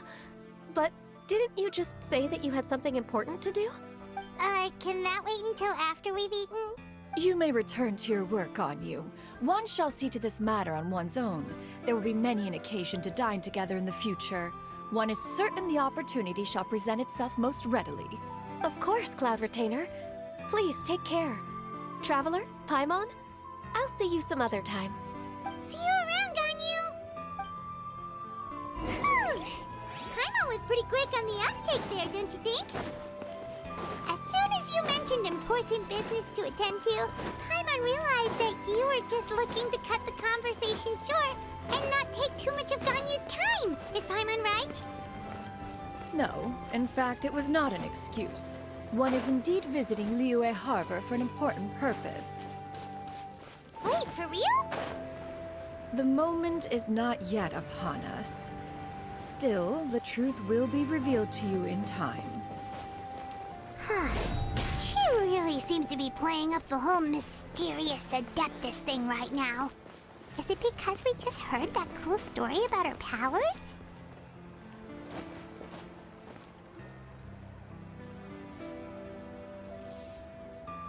You get what I'm saying, right? Yeah, how can I not? Not even fine food is enough to distract from the presence of a fine lady, eh? Oh, I'm far more interested in getting her details than ordering any dishes. Hey, how about you ask her? You do it. No. I think you should. Wait, she's coming. What can I get for you today? Greetings, miss. I was just wondering if you'd be willing to... What would you like to order? 2 servings of Mora meat to go. Good chat. Bye.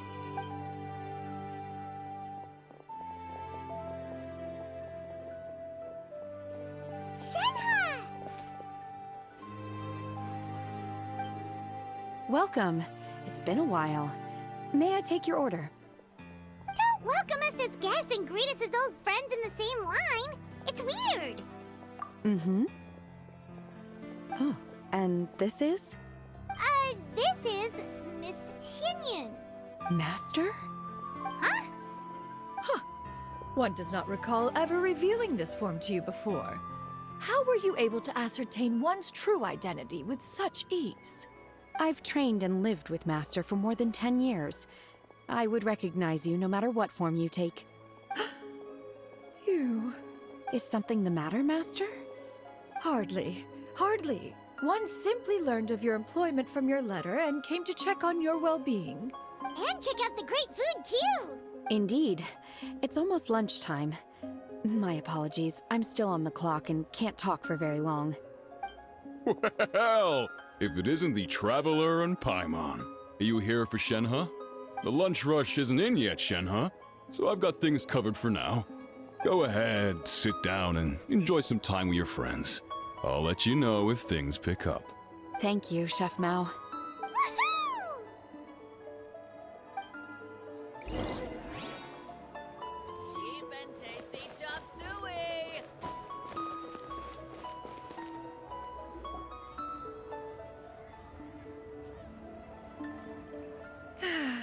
It is just as one expected. The owner of Wanmin Restaurant is indeed a most reasonable and accommodating human. Still, the work here entails dealing with quite a varied group of people. Has this been difficult for you, Shenhe? It's been manageable so far.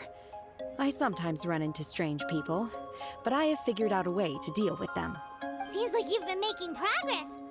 So by dealing with them, you mean... First, I try to talk sense into them. If that doesn't work, I threaten them with violence. At this point, they usually decide they are in favor of a civil conversation. Oh, how should Paimon put this? Oh, a sensible plan. One is gladdened to see you integrate so well into human society. And you, Master? How have you been?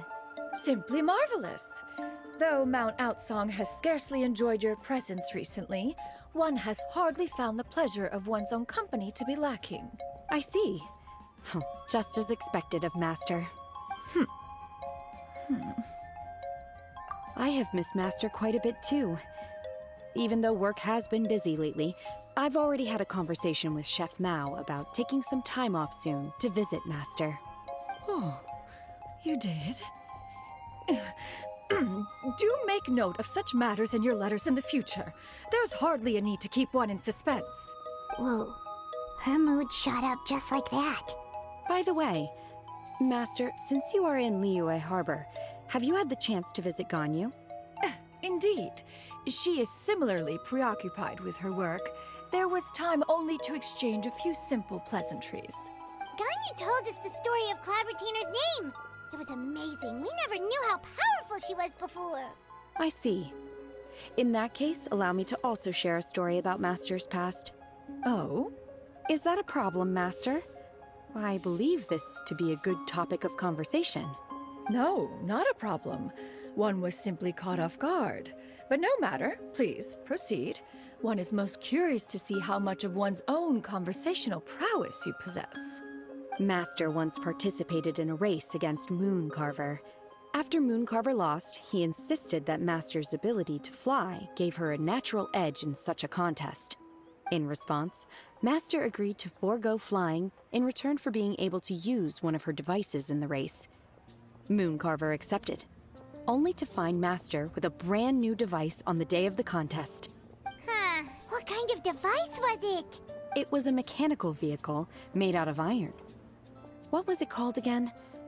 Oh, an electro-powered bicycle?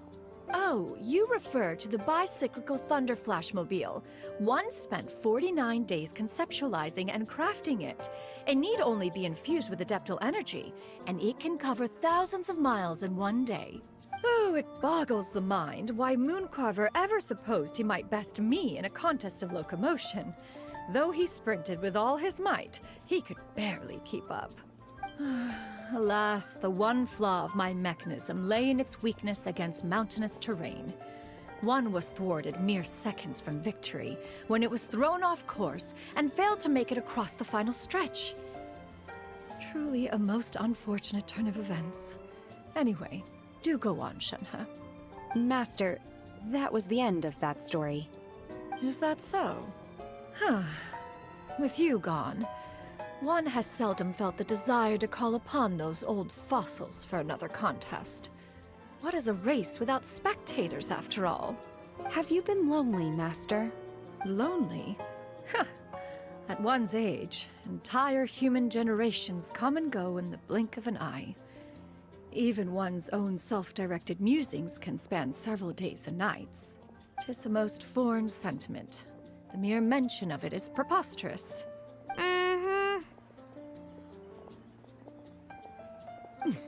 What is the reason for that look upon your face? It's nothing. It's just... Well, Paimon gained a lot of respect for you after listening to that story of you summoning the rain and everything. But all it took was a few words out of your mouth and it's like you're back to being that illuminated bird again. I was just a little bit confused. Which one of the two is the real Cloud Retainer? To me, they are both, Master. One is the master that's widely revered by the people, while the other is the master that I respect and adore. Huh. One finds oneself exalted yet again with sweet words of praise and flattery of a most extravagant nature. You chose to exalt one with your words, yet you refuse to grace Mount Outsong with your presence for any extended period of time. One would almost question the sincerity of your estimations. This is not to say that your words paint an inaccurate picture. One has always lived by a single ideal. Eschew all action and abide by no rule. One does as one pleases and speaks as one pleases. Others may critique or praise as they see fit, yet one places little weight in such judgments. She got like... What, 2 sentences of flattery from her disciple? And it's as if her ego is about to burst. Do you have any empty tables?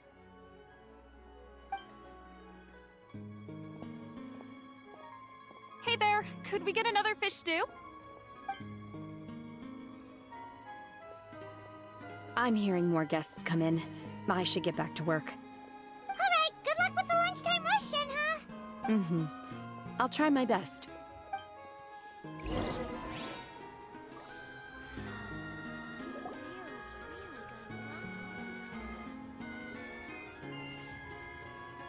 So much yummy food! Paimon's gonna feast! One is fond of all kinds of delicacies and delights in a multitude of flavors. The dishes here demonstrate no shortage of culinary skill. Their unique flavor profile has left one more than satisfied. In fact, one has been struck by quite the fit of inspiration. one has already begun to conceptualize the next generation of supreme cuisine machines. Everything's so tasty. A bit too hot at times, but still super tasty. Oh, I'm sorry, miss, but our tables are full. Shall we try somewhere else, Granny? But it smells so delightful. Can we really not eat here? My poor legs can't go on for much longer. Well, you could always check with some of the other guests and see if anyone's happy to share a table. Okay, I'll ask around.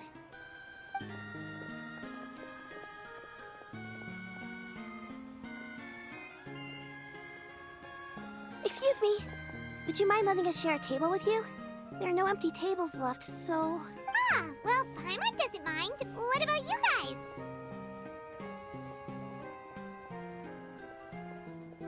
Great! Thanks so much. My name is Shuyu, and this is my granny, Yuendai. Granny? Yep. Is there something wrong with that? No, Paimon's just a bit surprised. She looks so young. Yeah, a lot of people compliment Granny on her youthful looks, but she's actually much older than she appears.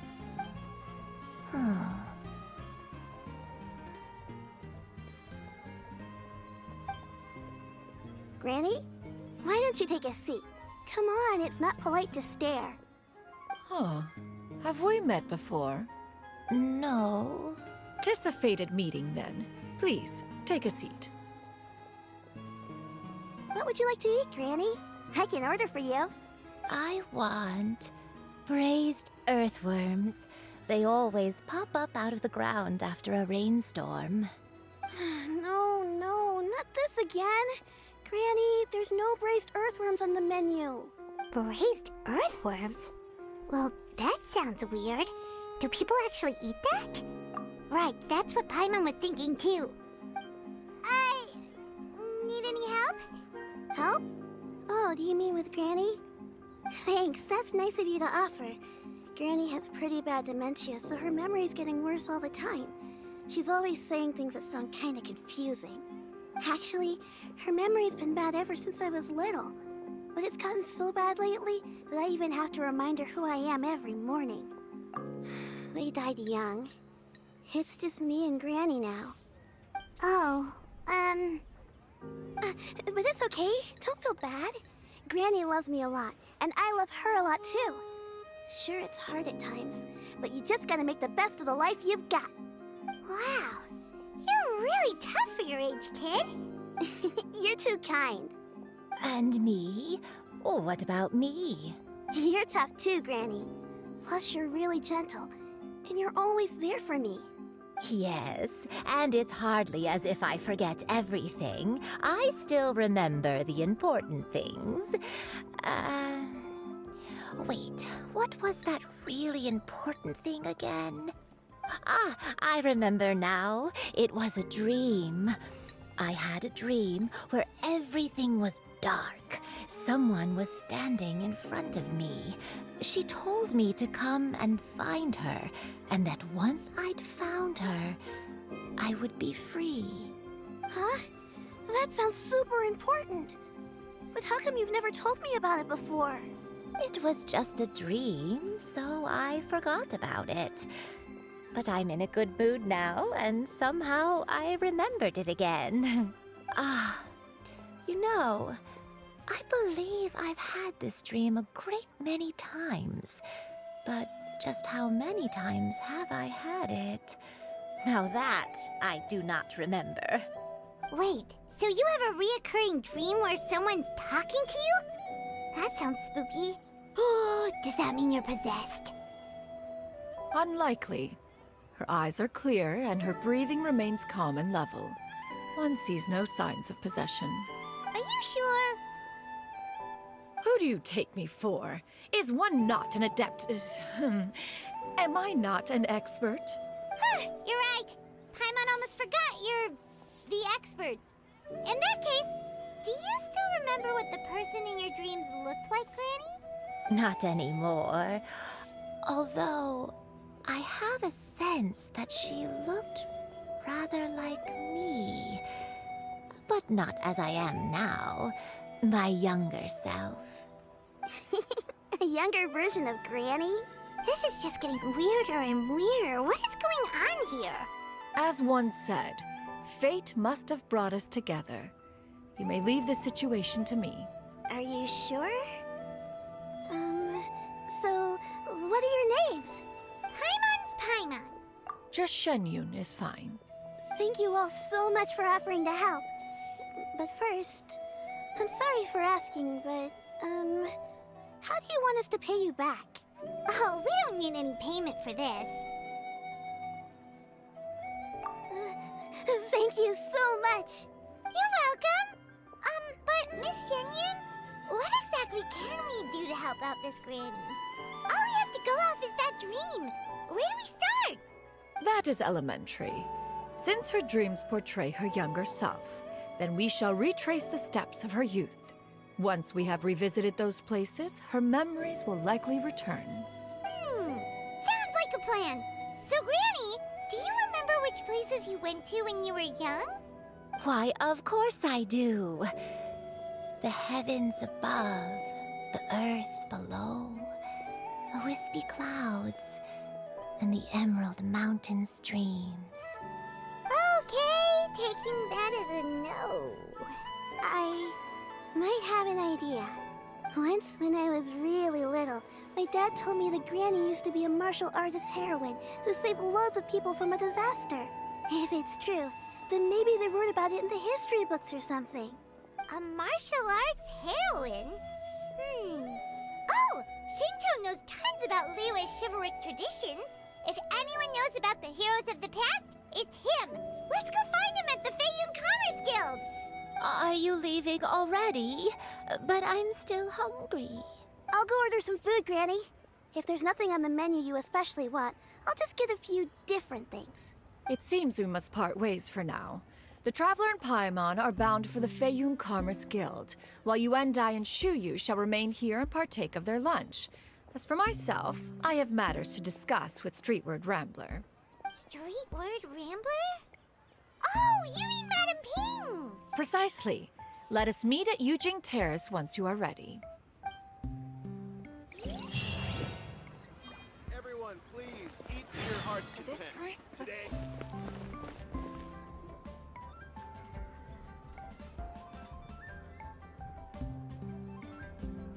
Huh.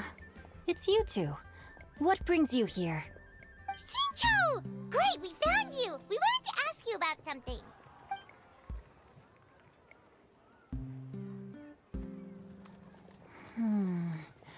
That's not a whole lot of information to go off of. I don't know if I can say for sure. I can't pinpoint her identity from your description alone.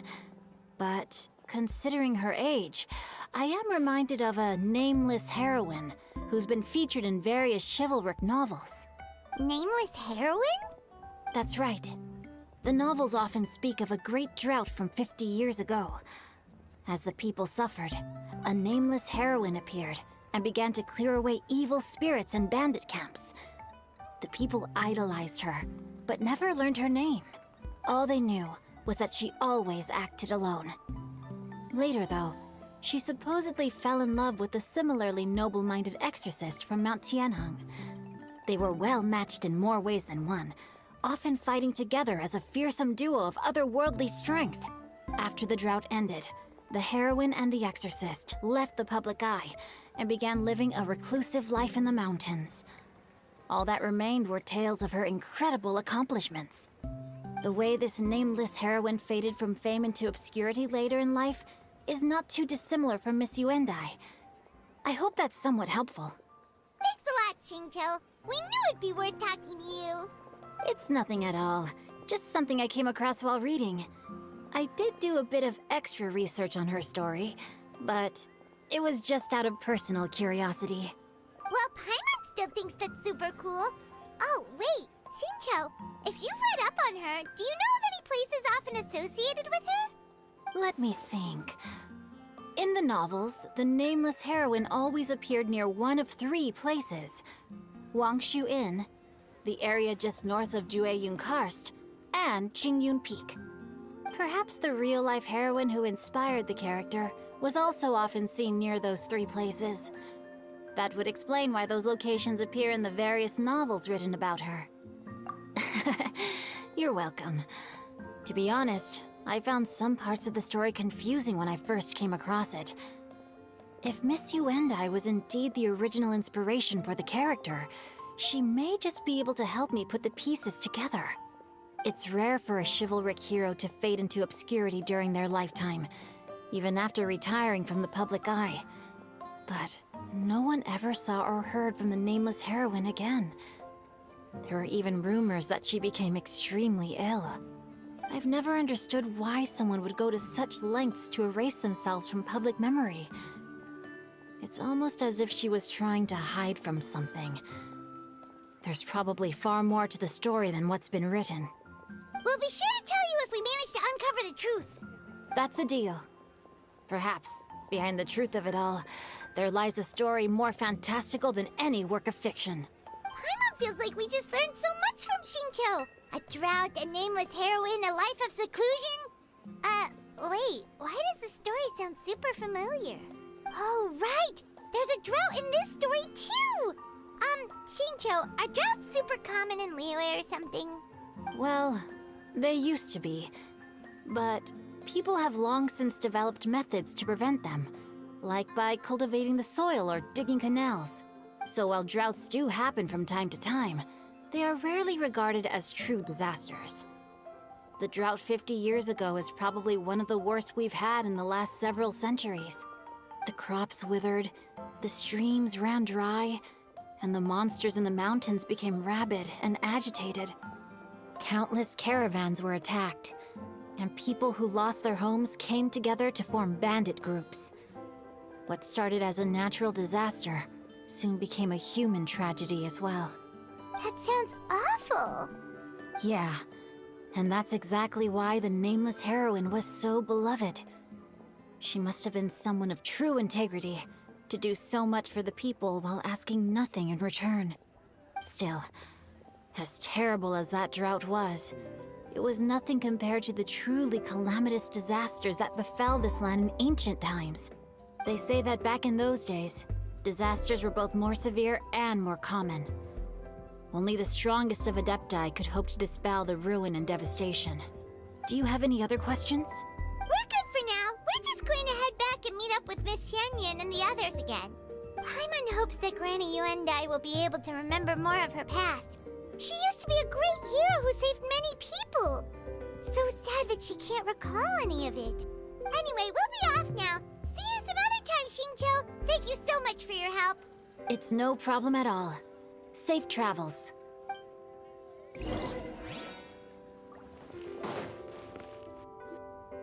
I have recorded the tune that you requested.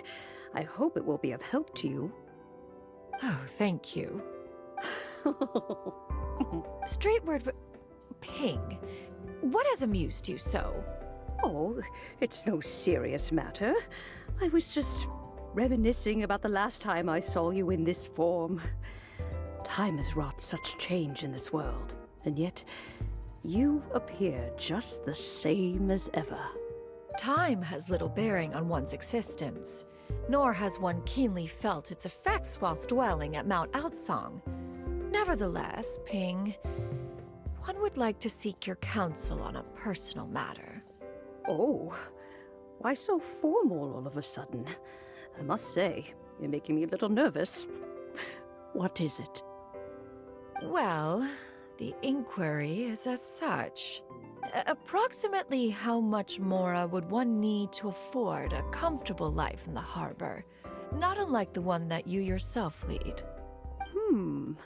It does not require as much as you may think. Still, do you mean that... Cloud Retainer, Madam Ping! What are you two talking about? Nothing save for some trivial matters. Have you unearthed any useful details? Xingqiu has a theory, but let's save it for when Chuyu and Miss Yuendai have joined up with us again.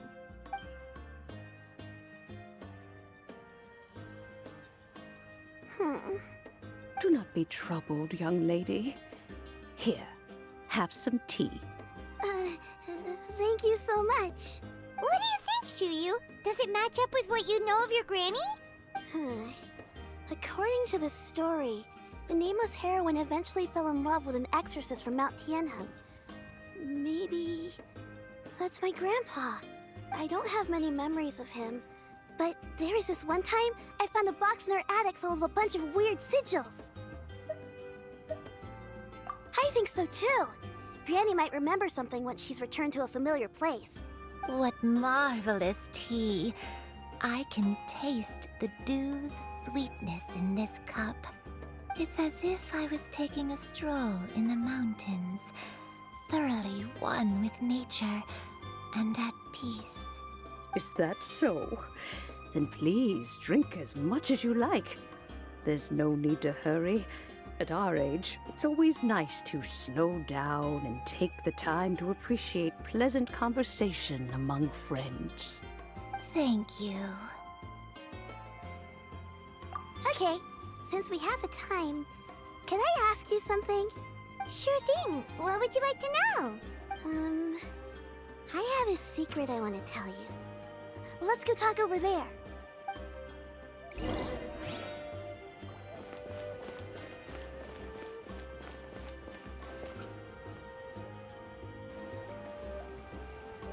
What's wrong, Shuyu? Well, I've been kind of meaning to ask ever since we started talking in the restaurant, but are you guys all adepti in disguise? Oh! How about that? Well, you guys just seem super special. Plus, I think I might have heard Miss Shen Yun call herself an adeptus. Oh, must have been a slip of the tongue. Shen Yun, since you were the one who, misspoke, maybe you can explain to Shuyu here what you really meant by that. One is indeed an adeptus.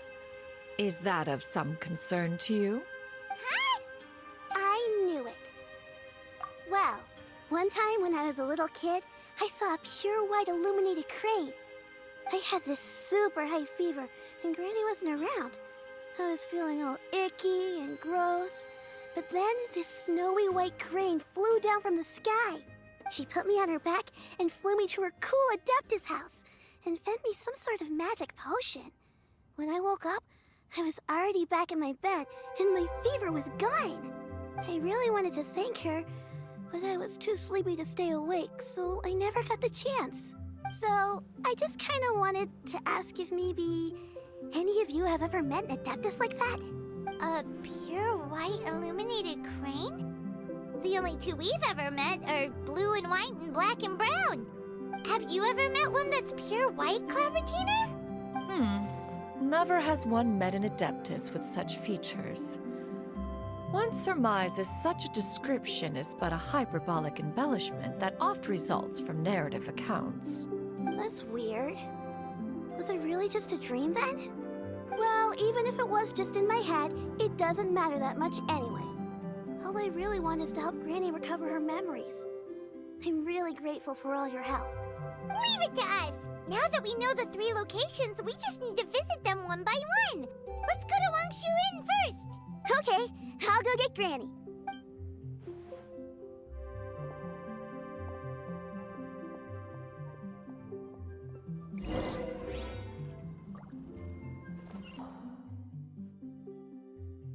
Wangshu Inn. Wangshu Inn. Do you remember this place, Granny? Yes. The fish here is very delicious. And if you look out into the distance, you can always spot a bird that's been left behind by its flock. I believe I used to have a room here. It had a window. Yes, I spent a lot of time looking out that window. Which room was it again? Let me look. I'll come with.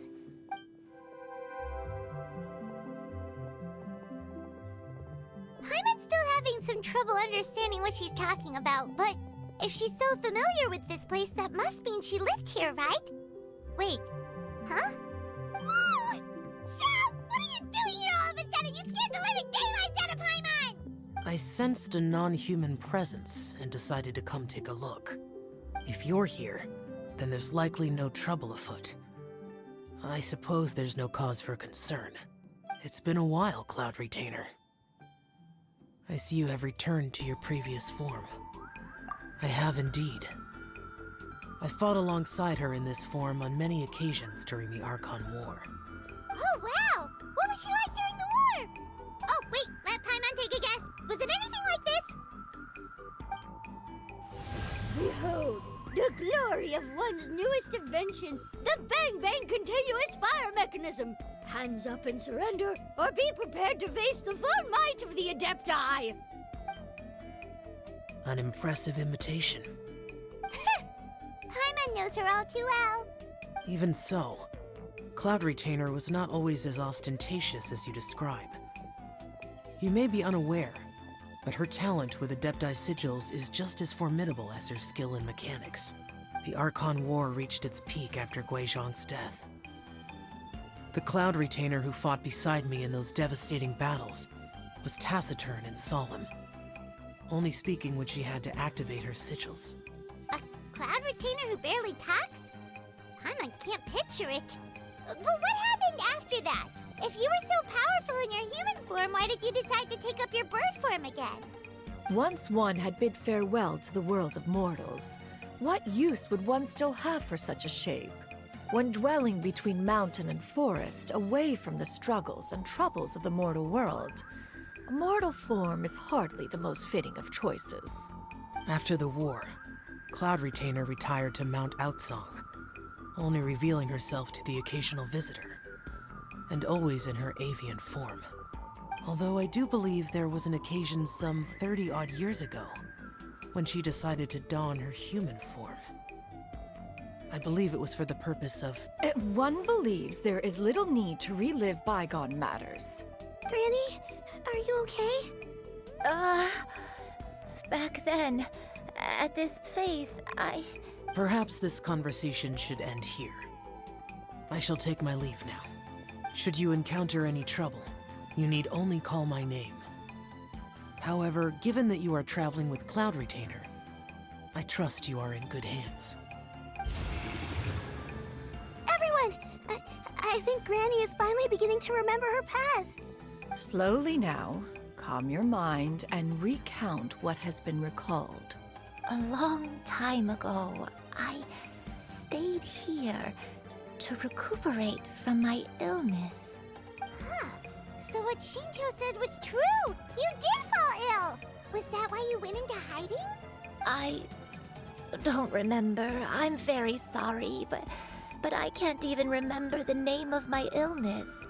The only thing I can remember is that it took a great toll on me, and there was no cure for it. I was confined to my room in Wangshu Inn, where I spent many days unconscious. I'd come to every once in a while and stare at the migrating birds outside the window. It was a solemn sight. I remember crying, but I'm not even sure I knew why. One day, I met a traveling merchant. Upon hearing of my illness, he sold me a bottle of soul-revitalizing tea pills. He told me that the pills were concocted using Adepti blood and could be used to alleviate my symptoms. Sure enough, I made a full recovery. My illness remained dormant for several decades after that. Wait, but if your illness remained dormant for several decades, are you saying that what you're going through now is just a relapse of what happened all those years ago?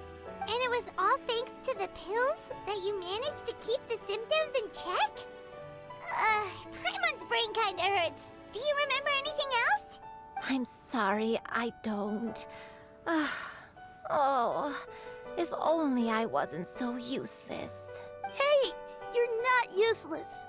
You've done so much for me. Watched me grow up. Raised me. How could you say that about yourself? Oh, fret not, dear child. Granny was just a bit frustrated. That's all. The recovery of a person's memories is a gradual process. Finding pieces of one's past is always superior to not finding anything at all. Let us make haste to the next location. Next location. Next location.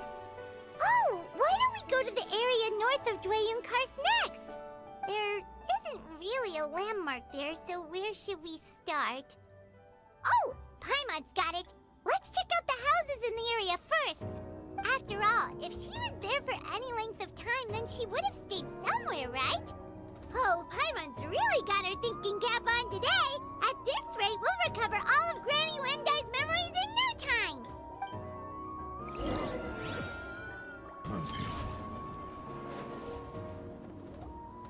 Do you remember anything about this place, Granny Wendai? Let me think. I feel like I've been here before, but I don't think I stayed here too long. I might have just rested here briefly before continuing on my way. Got it. That's okay. There are still plenty of other places we can check. Wait a second. If I remember correctly, I believe I brought... Ah, yes. I brought some sweet snacks with me. Go on, take some. You need to eat a lot if you want to grow big and strong. Oh, thank you! Then Paimon will help herself.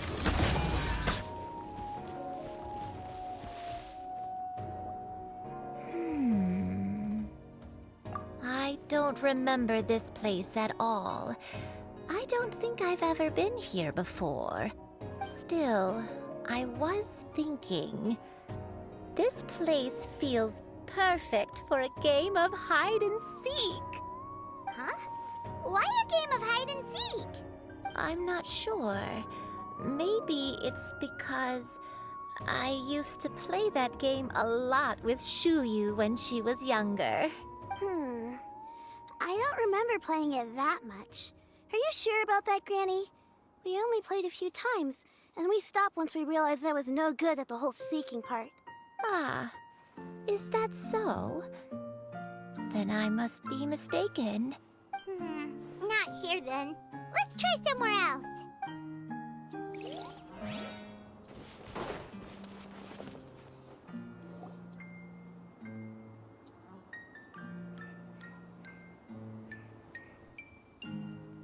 Paimon sees an abandoned house! Why don't we take a break over there? This place... It's...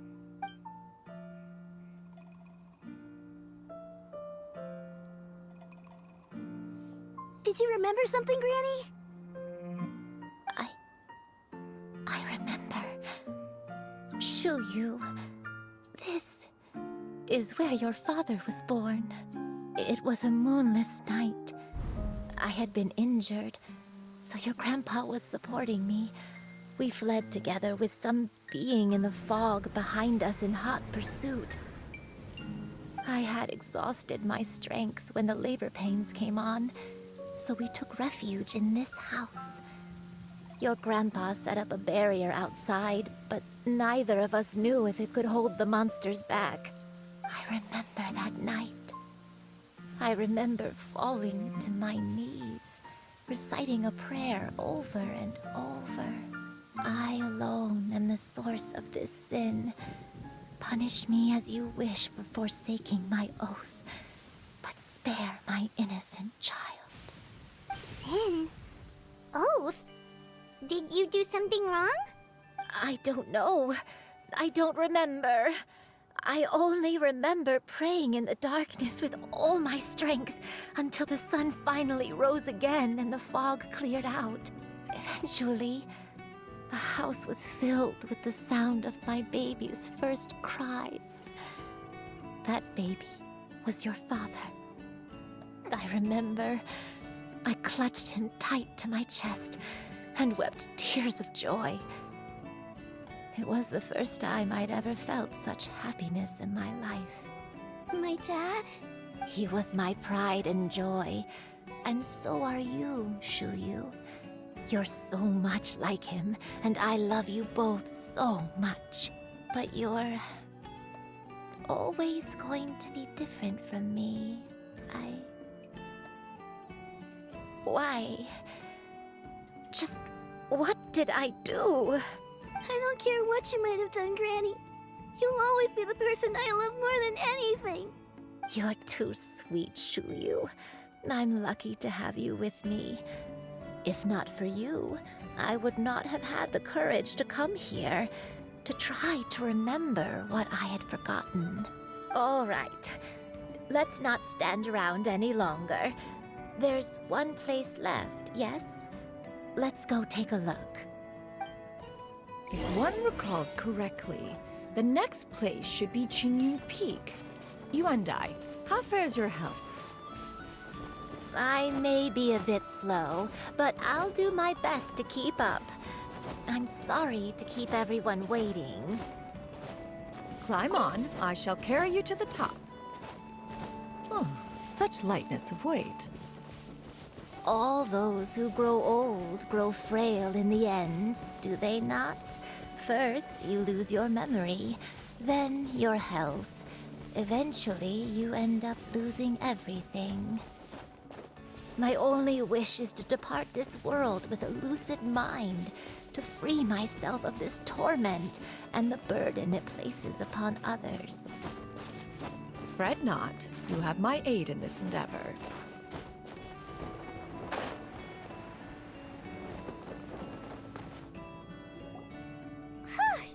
We're finally here. Does this place feel familiar to you, Granny Yuandai? Let me see. How strange. Have I lived here before? When we were at Wangshu Inn and the abandoned house earlier, though I couldn't remember everything, I still felt a sense of familiarity. I could easily picture myself in those places. But here, I don't have that feeling. Perhaps I did come here in the past, but it just didn't leave a strong impression on me. But did the stories get it wrong then? Yeah, that's true. But they're also the only thing we have to go off of. Paimon was hoping this place would jog Granny Yuandai's memory just like the others. I'm sorry to disappoint you too. It's all right. We're not going to give up yet. We'll figure something else out. Just you wait. Thank you. If only I could remember. Huh? That way. What's that mountain? Oh, let Paimon look! Huh? Isn't that Mount Outsong? Looks like we've come full circle. Mount Outsong. Mount Outsong. Granny, are you okay? Don't push yourself, Granny. It's okay if you can't remember. You shouldn't do something that makes you sad. Mount Outsong, What am I really? Mount Outsong holds some familiarity to you? It does, but I can't go back. Are you feeling unwell? My head, it feels all heavy and dizzy. What is wrong with me? Cloud, Miss Xianyun, is there anything you can do? Let us go to Mount Outsong. But... Fret not, all will be well. Yuandai, you have already given more than enough to the pursuit of this endeavor. You may leave the rest to me. I've prepared something that can aid you in suppressing the fear in your heart and restoring your lost memories. It currently resides at Mount Outsong. Wait, really? When did you do that? I never leave anything to chance. All will reveal itself when we arrive.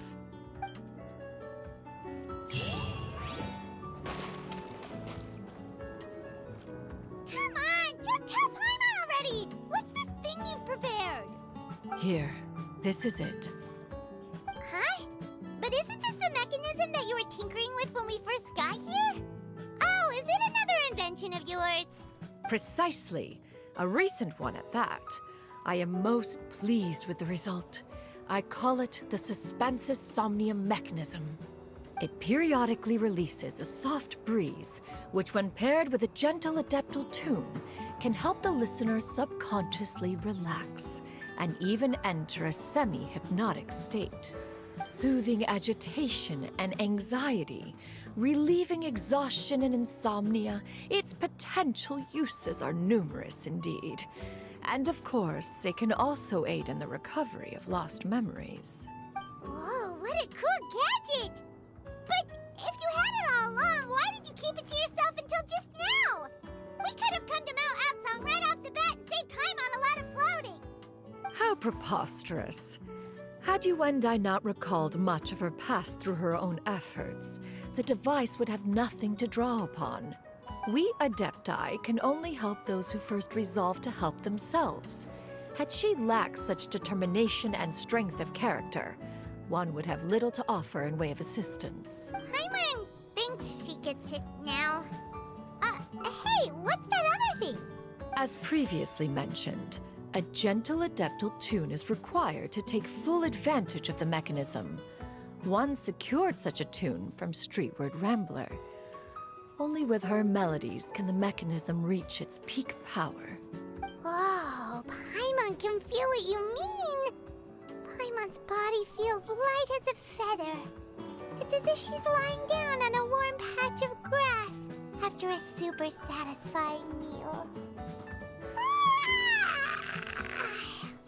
And you, Yuendai, is the mechanism helping you to relax?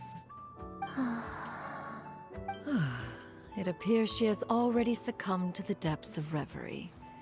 Come, join one on this side. We shall give her some time to herself.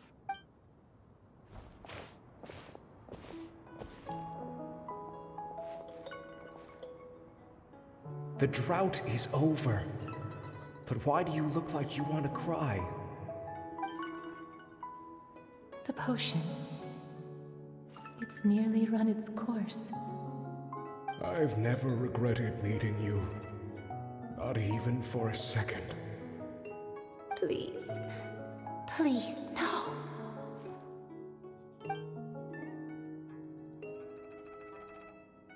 Have you forgotten? This is the world you left behind. One of gentle breeze and morning dew, perfectly straddled betwixt the realms of heaven and earth. This is your home. This is where you belong. You should have never left. The you of the past, the me from not that long ago.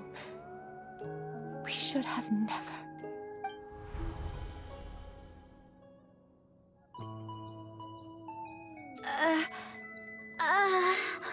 So that is the truth.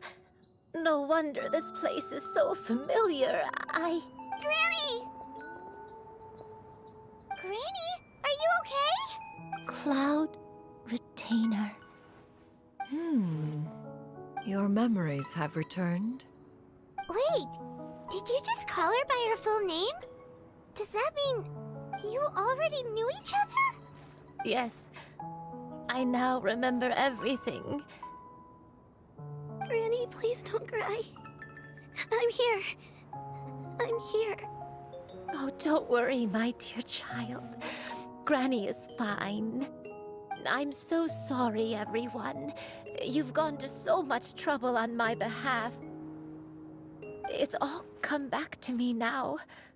The most important thing that I had forgotten was the truth of what I once was.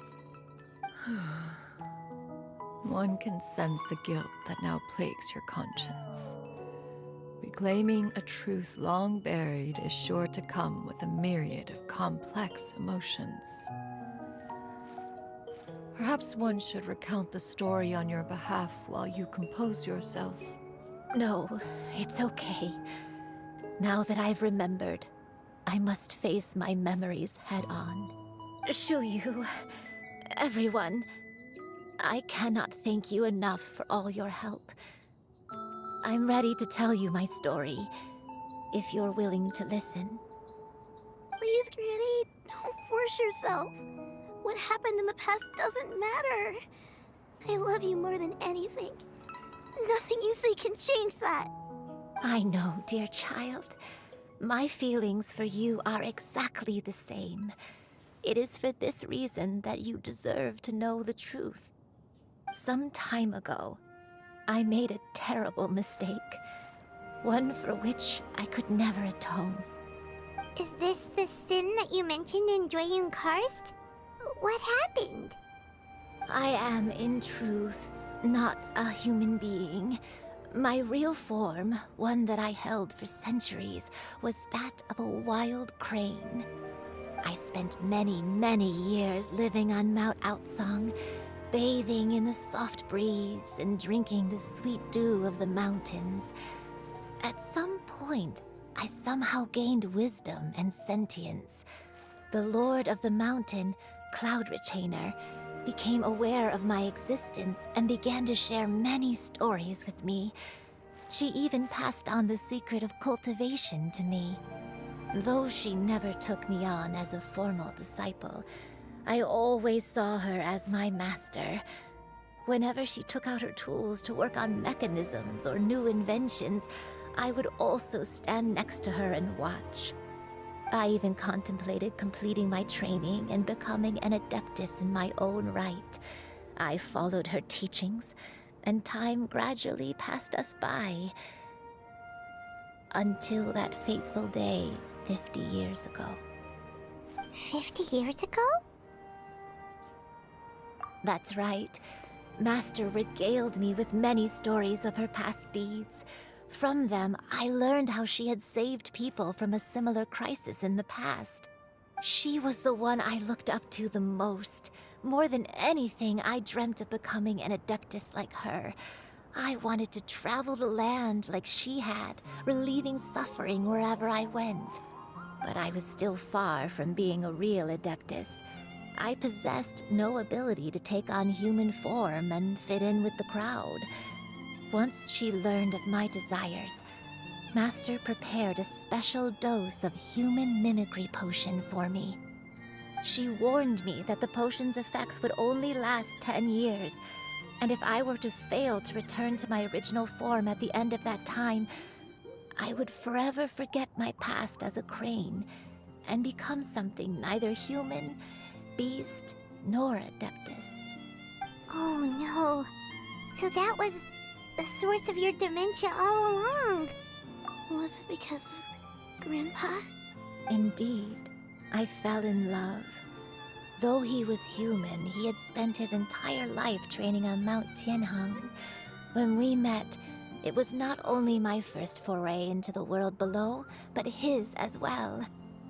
Although clumsy and impulsive as he was, you'd think he was the real strange bird among the two of us.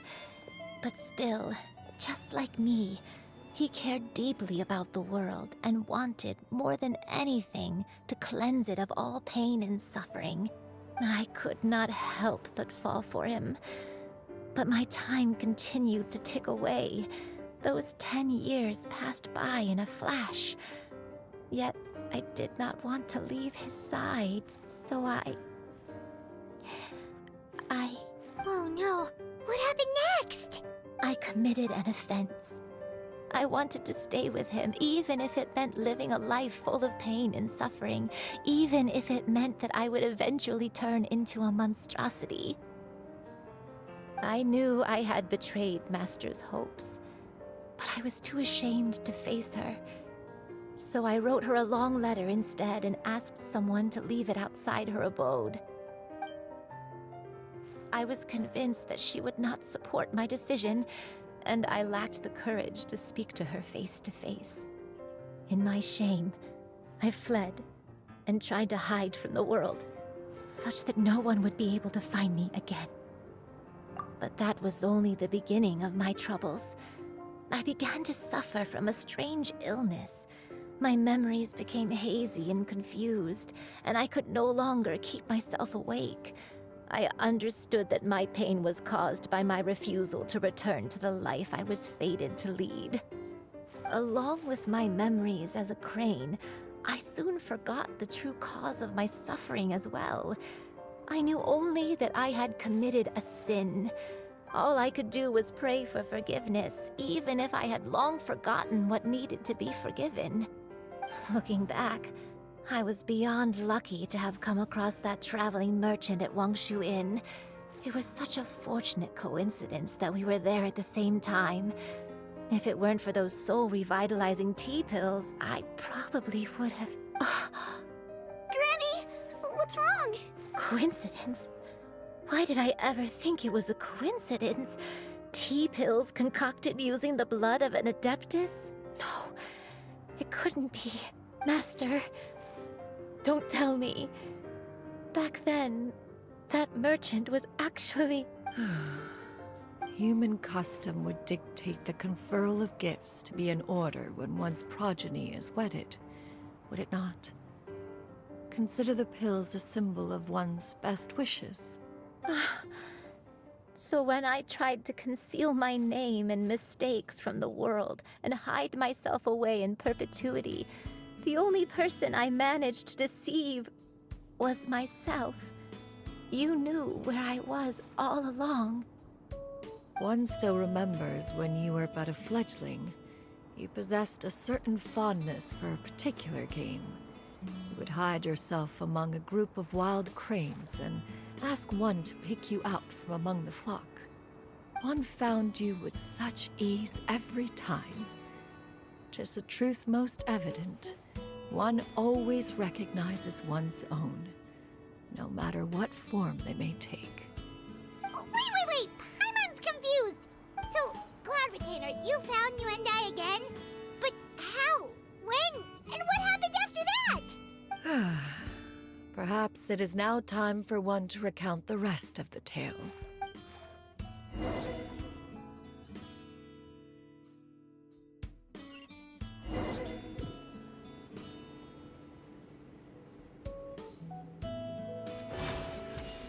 One was furious upon receiving your letter. Seized with anger, one set out to bring you to your senses.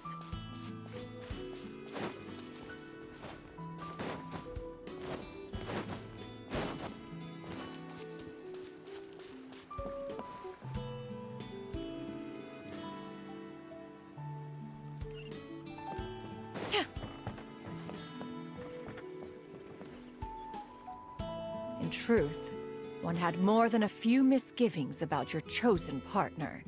As an exorcist, his talent was lacking. One could hardly say his skill with sigils was any better. But soon, one came to appreciate the devotion he bestowed upon you during your illness. He never uttered a complaint and rarely left your side. Unwilling to begrudge someone of such character, one decided to overlook his aforementioned deficiencies, glaring though they may have been. Wishing to grant you a life without regrets, one gathered many divine ingredients and used one's own blood to create a form of medicine. Though imperfect, it managed to suppress the more dire effects of your illness.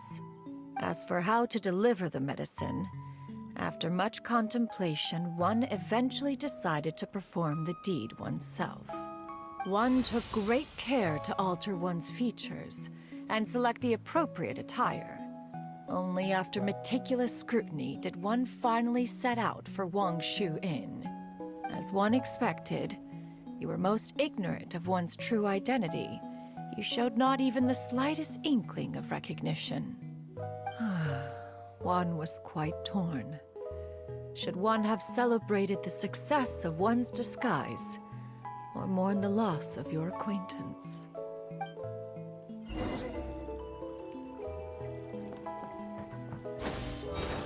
Scatter! Yeah! Skyward!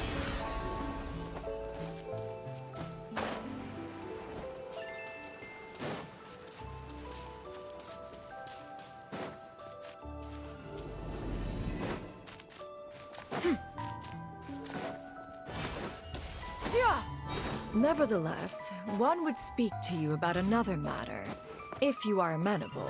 Even considering your loss of memory, one was simply flabbergasted that you could so easily forget the consequences of consuming medicine infused with adeptal blood. Its proclivity to attract monsters is hardly that complicated of a concept to remember. To think that you tried to travel while weak from sickness and heavy with child. Had one not intervened to clear the fog, all of you would have been lost during the night.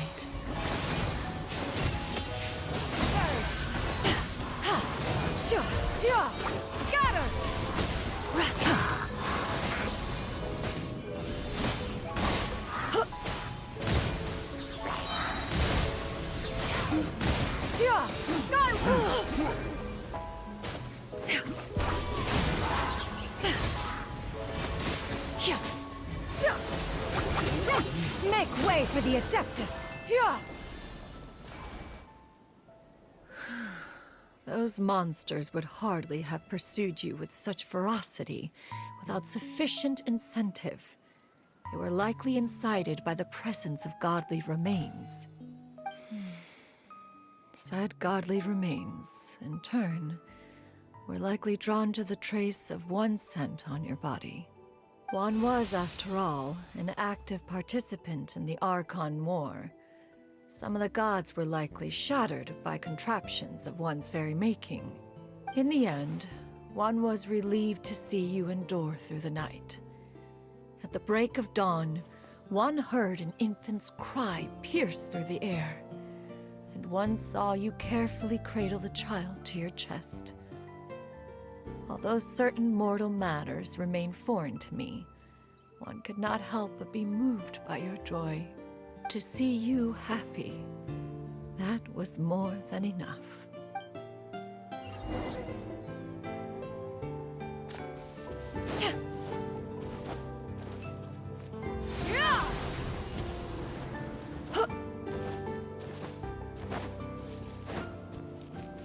Now you should have a complete understanding of the events. Wait, but if that's true, then the crane who took care of me when I was sick must also be... Ah, one had almost neglected to recount the absurdities of that tale.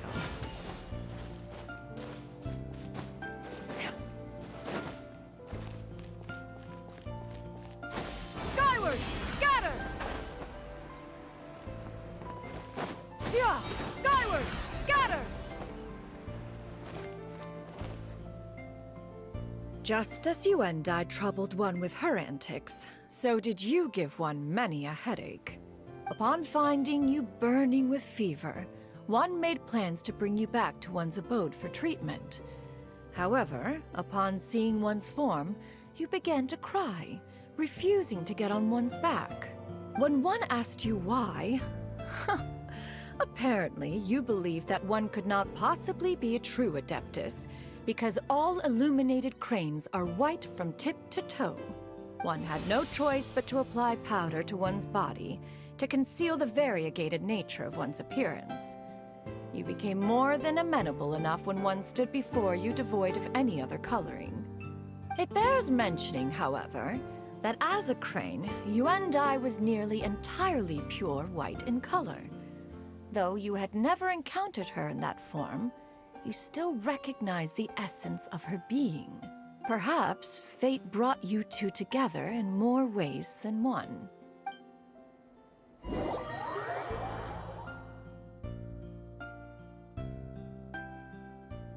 Now all has been revealed. One owes you an apology, Yuendai. One recognized you upon your very entrance into Wanmin Restaurant.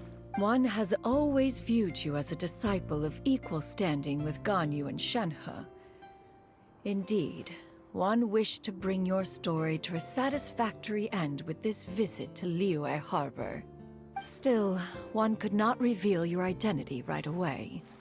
Had one simply informed you of all you had lost, all those cherished memories would merely have become the fictionalized account of another. Memories are most meaningful when recalled by those who lived through them. Would you not agree? Even if the process was painful and arduous to experience. Have you any inquiries? Inquiries? Master, I must ask. If you found me all those years ago, why did you leave me be, even though you knew about my mistake? Why did you not bring me back to Mount Outsong by force? One has never regarded your action as a mistake. It was a simple choice, nothing more. When it is time for one's progeny to leave the nest, it is the responsibility of an elder to let them fly free. Yet, when your wings grow weary and the night grows dark, just know that you always have a place to which to return. 'Tis a refuge referred to by many a name in mortal writing. Home, nest, haven. Whatever its denomination may be, its essence remains quite unchanged. One speaks, of course, of a place not unlike one's own abode. One's disciples are free to come and go as they wish, yet the door remains forever open to those who wish to return. One rather hopes you count yourself among them. Thank you. Thank you so much. You and I. One expects you too have sensed the rapid deterioration of your condition as of late. Have you not? 40 years ago, you chose a path without a future. Though one used one's own blood to provide you with a few decades of extra time, it merely delayed the inevitable. One may have extended the path, yet one was unable to alter its final destination. Even the power of an Adeptus has its limits. Had your condition continued to deteriorate, you would have forgotten your life as a human entirely. In the end, you would have turned into a creature lacking in the ability to even comprehend its own monstrousness. Fortunately, you were able to avoid that scenario by reclaiming your memories. Though one sped the process along by providing some guidance, the result is entirely a reflection of your own effort. So, what's gonna happen to Granny? One will help her reclaim her original form as a wild crane. If it be fated, she may recover her sentience one day. She's gotta go back to being a regular crane, huh? Master, you've already done more than enough for me. I don't know how I could possibly repay your kindness. This is a better result than I could have ever hoped for. How much time do I have left? Not long. The transformation is imminent. Granny, please don't leave, okay? You're all I have left. Please. Don't be sad, dear child. Granny has led a wonderful life. My only regret is having to leave you behind. Don't forget to eat well, okay? A growing young lady like yourself needs lots of good food to grow big and strong. Promise Granny you'll take good care of yourself when I'm gone. I promise, Granny. I'll do whatever you say. Good girl. Good girl. Don't worry. It's not goodbye forever. Granny's gonna become the most formidable crane in all of Mount Outsong. Granny will train day and night. I won't stop until I can turn into a human without having to rely on anything but my own power. When that day comes, we'll be able to live together again. You and I. How's that sound? Good. That's a good girl. Even though we won't see each other for a little while, as long as we both work hard, we're sure to meet again someday. I'll eat well, Granny. I promise. And I'll wait for you, no matter how long it takes. I'll wait for you to come back. That's a good girl. Then Granny really has no more regrets. I'm so sorry, Master. Thank you for everything.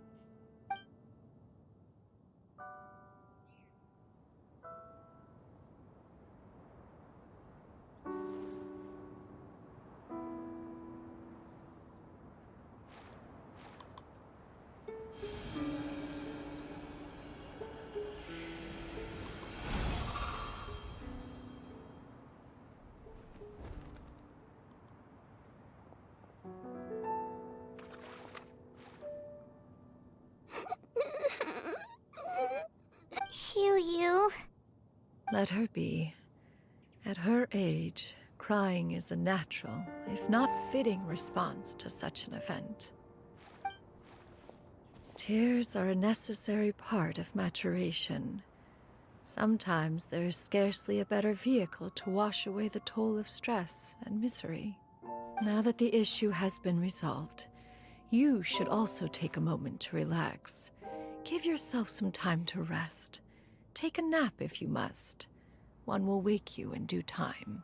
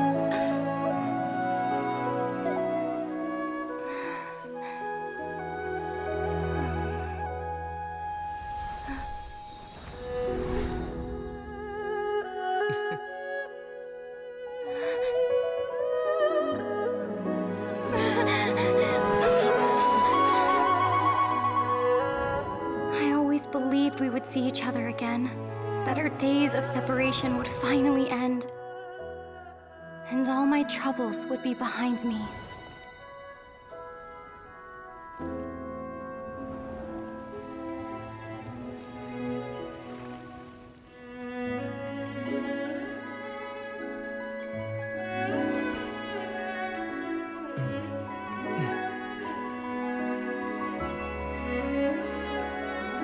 If only things could stay this way forever.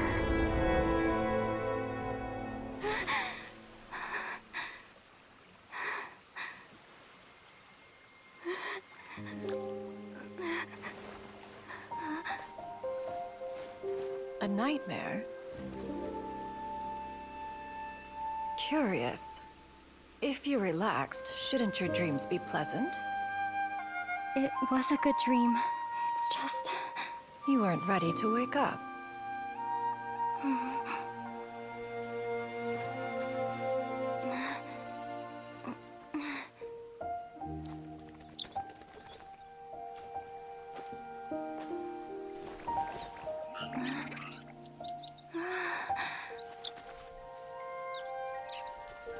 Eloquent as one may be, words of comfort are not one's strong suit. You are doing all you can. One can see your strength of will, your fearlessness in the face of danger. And so, whatever your dream may be, one believes that you shall achieve it. Of course, whenever the perils you face overwhelm you, or you become weary, one is always here for you. After all, as an elder, it is only right to look out for the young ones.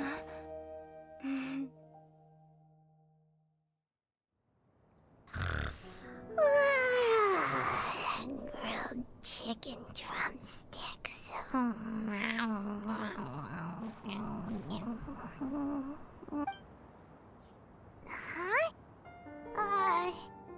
Was Paimon sleeping just now?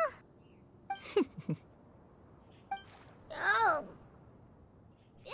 Paimon wasn't talking to you. Paimon had a dream about eating grilled chicken drumsticks, that's all. Madam Adeptus? Oh, Shuyu, you're awake. How do you feel?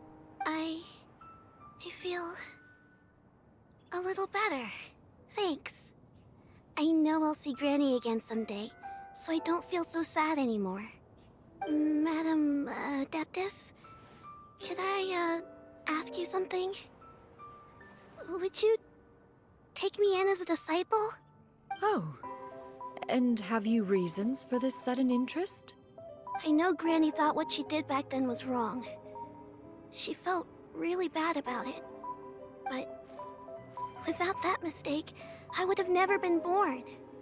Even though Granny lost her memories, she never forgot to show me how much she loved me.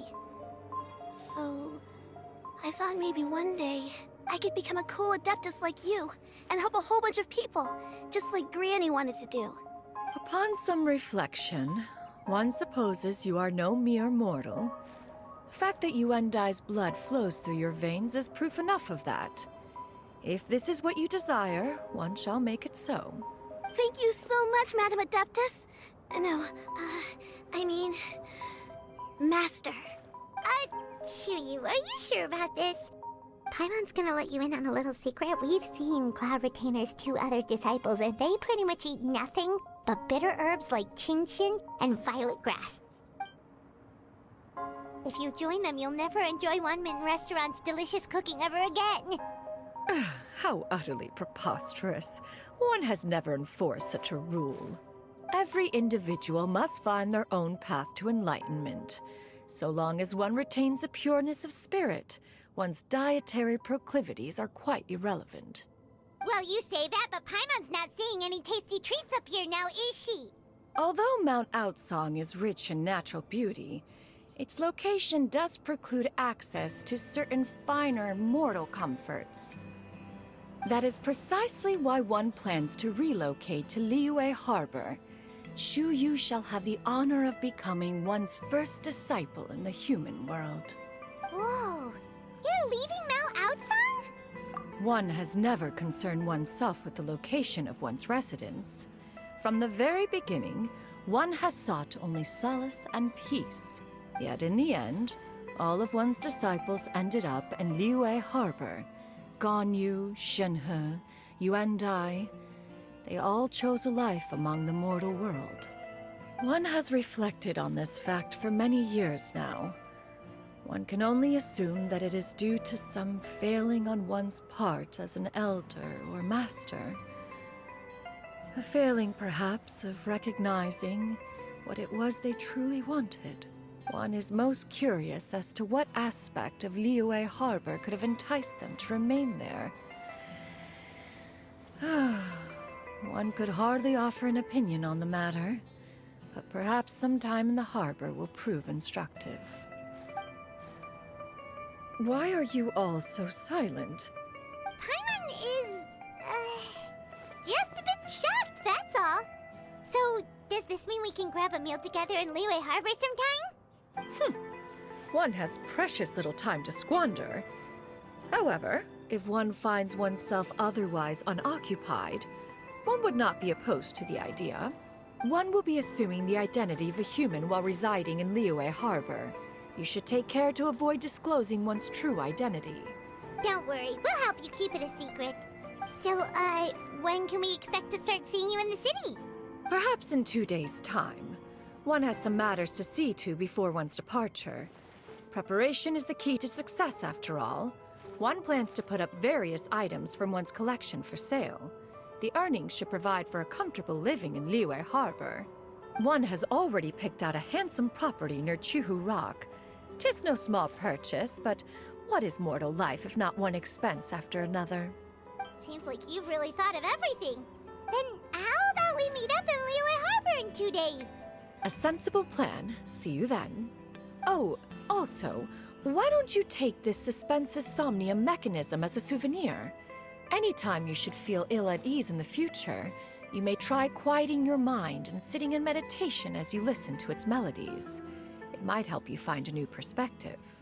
Awesome! Thanks, Cloud Retainer! Hey, didn't we promise Xingqiu that we'd tell him what we found out? Should we make a trip to the Bayou?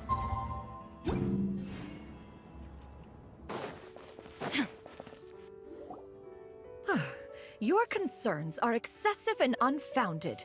This is but a simple collection of ordinary valuables. Such intense scrutiny is hardly necessary. To be quite honest, your insistence on that fact is my primary cause for concern. In what way are any of these ordinary? Every single item here could be worth more than everything I own combined. I simply can't risk shelling out that kind of mora without proper scrutiny. If I'm wrong, I would never be able to earn it back, not even if I worked every single day for the rest of my life. I have to be careful. Yes, you can never be too careful. We're here, Clow. Miss Shenyan, what are you guys arguing about? Ah, perfect timing. This ignoramus is questioning the authenticity of my wares. I'll have you know, these items have remained untouched in my personal collection for several hundred years. To question their legitimacy is pure folly. Several hundred years? Indeed. They're family heirlooms, you see, passed down over many generations, as families are wont to do. Yep, they've definitely been around a while. We can vouch for her on that one. Hear that? Had I not found myself in need of mora, I would scarcely have had the heart to part with them. Indeed, you should consider it an honor to even have the opportunity to behold them with your own eyes. Doubt their authenticity any further, and I may just decide to take them to another buyer. Whoa, please don't go! I apologize for any insult, miss. You see, I know full well that I lack the knowledge to judge the true worth of these items. If you could wait but a moment, I've hired an expert to appraise them for me. He should be here shortly. An expert, you say? Very well. I will wait for a little while longer, then. Traveler, Paimon, this is my new residence. If you have cause to seek my company in the future, this is where you can find me.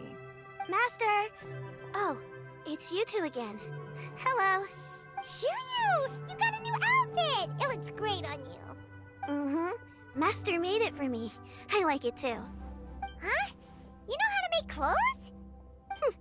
Do I know how to make clothes? With the support of the proper mechanism, sewing is hardly a challenge. Master, I brought in most of my stuff. There's a few boxes left, but they're kind of heavy, so I just left them outside. Fret not. I shall help you move them into your room. Actually, I should probably sort through my stuff a bit first.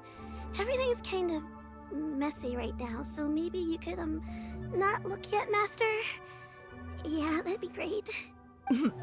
It appears my young apprentice has her own fair share of secrets. No matter. Do what you must, child. Now, this expert you mentioned, when can we expect their arrival? Soon. Ah, there he is! Here, allow me to make some introductions. This is Mr. Zhongli, a well-respected consultant at Wangshang Funeral Parlor and an expert in all manner of valuables and antiques. Mr. Zhongli, this is Miss Shenyun. She's the one who's looking to sell the collection of valuables I mentioned earlier. If it isn't Miss Shenyun.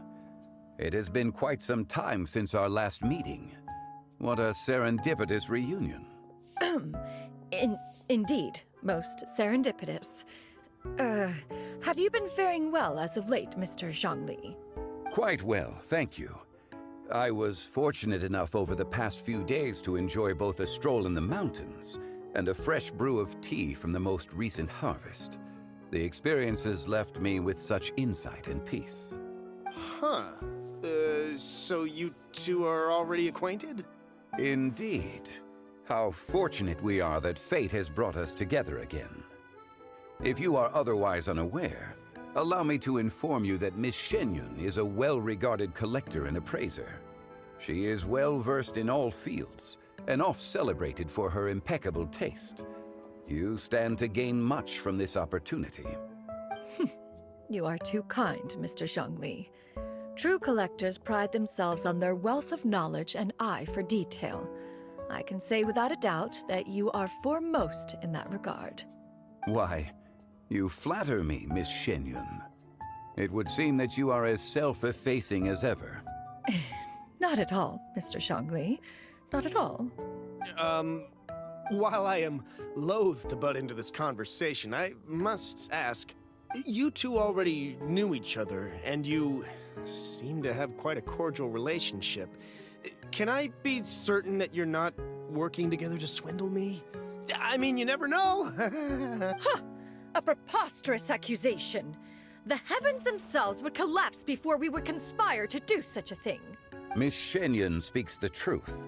Contracts are built on honesty and trust. If that proves to be beyond your capabilities in this instance, this transaction may be taken elsewhere. Say no more. Let us depart. I jest. What fool would harbor doubts after Mr. Zhongli himself has vouched for the goods? Miss Shenyun, wait!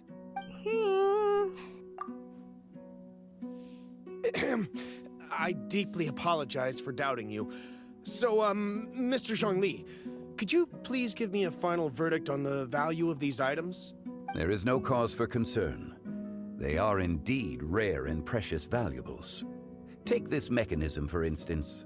Though one may not immediately perceive its purpose, its structure and appearance are exquisite enough to merit it a place in any fine home. The same can be said for this one here. Few could hope to possess an item that so perfectly blends mechanical wonder with geometric grace. I am sure you have heard from your travels that the study of mechanisms is among the most wondrous arts in this world. With that in mind, I earnestly recommend procuring every last item in this collection. All right. Since I hired you as my consultant, Mr. Zhongli, I shall, of course, trust your good opinion. Then, in that case, Miss Shenyun, I'll take the lot. However, since the final sum is quite large, how about we start with an initial deposit through the Northland Bank? The Northland Bank? Huh. Oh, you refer to the fiduciary house. Oh, very well. I fear people only use the term bank nowadays. In that case, I'll be off for now. I'll return to collect the goods once you've received the funds.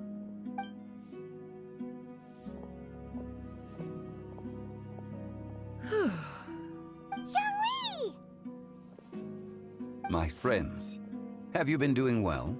We've been great! How about you? Paimon didn't know you were such a busy consultant! My days have been quite pleasant as well. I had been quietly enjoying a cup of tea when Mr. Xiaozu requested my services. As for you, Miss Shenyun, I presume you must be looking to settle in the city? I must say, the name Shenyun sounds exceedingly strange coming from you. Perhaps you could dispense of that particular epithet in further conversation. Whatever for. Am I not addressing you as a friend should? Well, that is true, but... Alas, refer to me however you will. After all, a name exists such that others may address you with it. One is hardly ignorant of that fact. It would seem that you have gained many valuable insights over the years, Cloud Retainer. One has indeed. One's previous days were all brief. Now that one has made up one's mind to move and settle, one has gained a much better appreciation of the hubbub and commotion of the city, as well as the people's hard work and ardor. This city is much changed from how it was more than 1,000 years ago. Not unlike the ocean tides, so too shall the movement of people ebb and flow. From turmoil to peace, enlightenment to aspiration. Human society possesses limitless potential. In another 1,000 years, the scene we witness here may change in ways that are impossible for either of us to imagine. Alright, that's enough reflection for one day. No need to get all sentimental on us. You make a valid point, Paimon. Now that the sale has concluded, what say one plays the host as we try some specialty dishes together? One must profess great interest in trying bamboo shoot soup. Perhaps you have forgotten, Cloud Retainer, but I once tried my hand at that dish. You were at the table on that occasion, so logic dictates that you should have already tried it. Oh? What occasion was this? It was a reunion between friends several centuries ago. Alas, you must have been too preoccupied to secure yourself a portion. Or perhaps our other companions simply availed themselves of faster reflexes on that occasion. Huh! Hardly. 'Twas most certainly out of consideration for the others in attendance. In but a moment, one will show you what it means to have a true deftness of hand. It is settled then. Bamboo shoot soup, mora meat, crab roe tofu, triple layered consomme. We shall enjoy the lot. One has already passed word to Shenhe and Ganyu to make a reservation. It is prime time for them to meet one's newest disciple. Is that agreeable to everyone? It should be a most splendid occasion. Shu Yu, come now, it is time to dine. Ah, this gentleman over here is Mr. Zhang Li.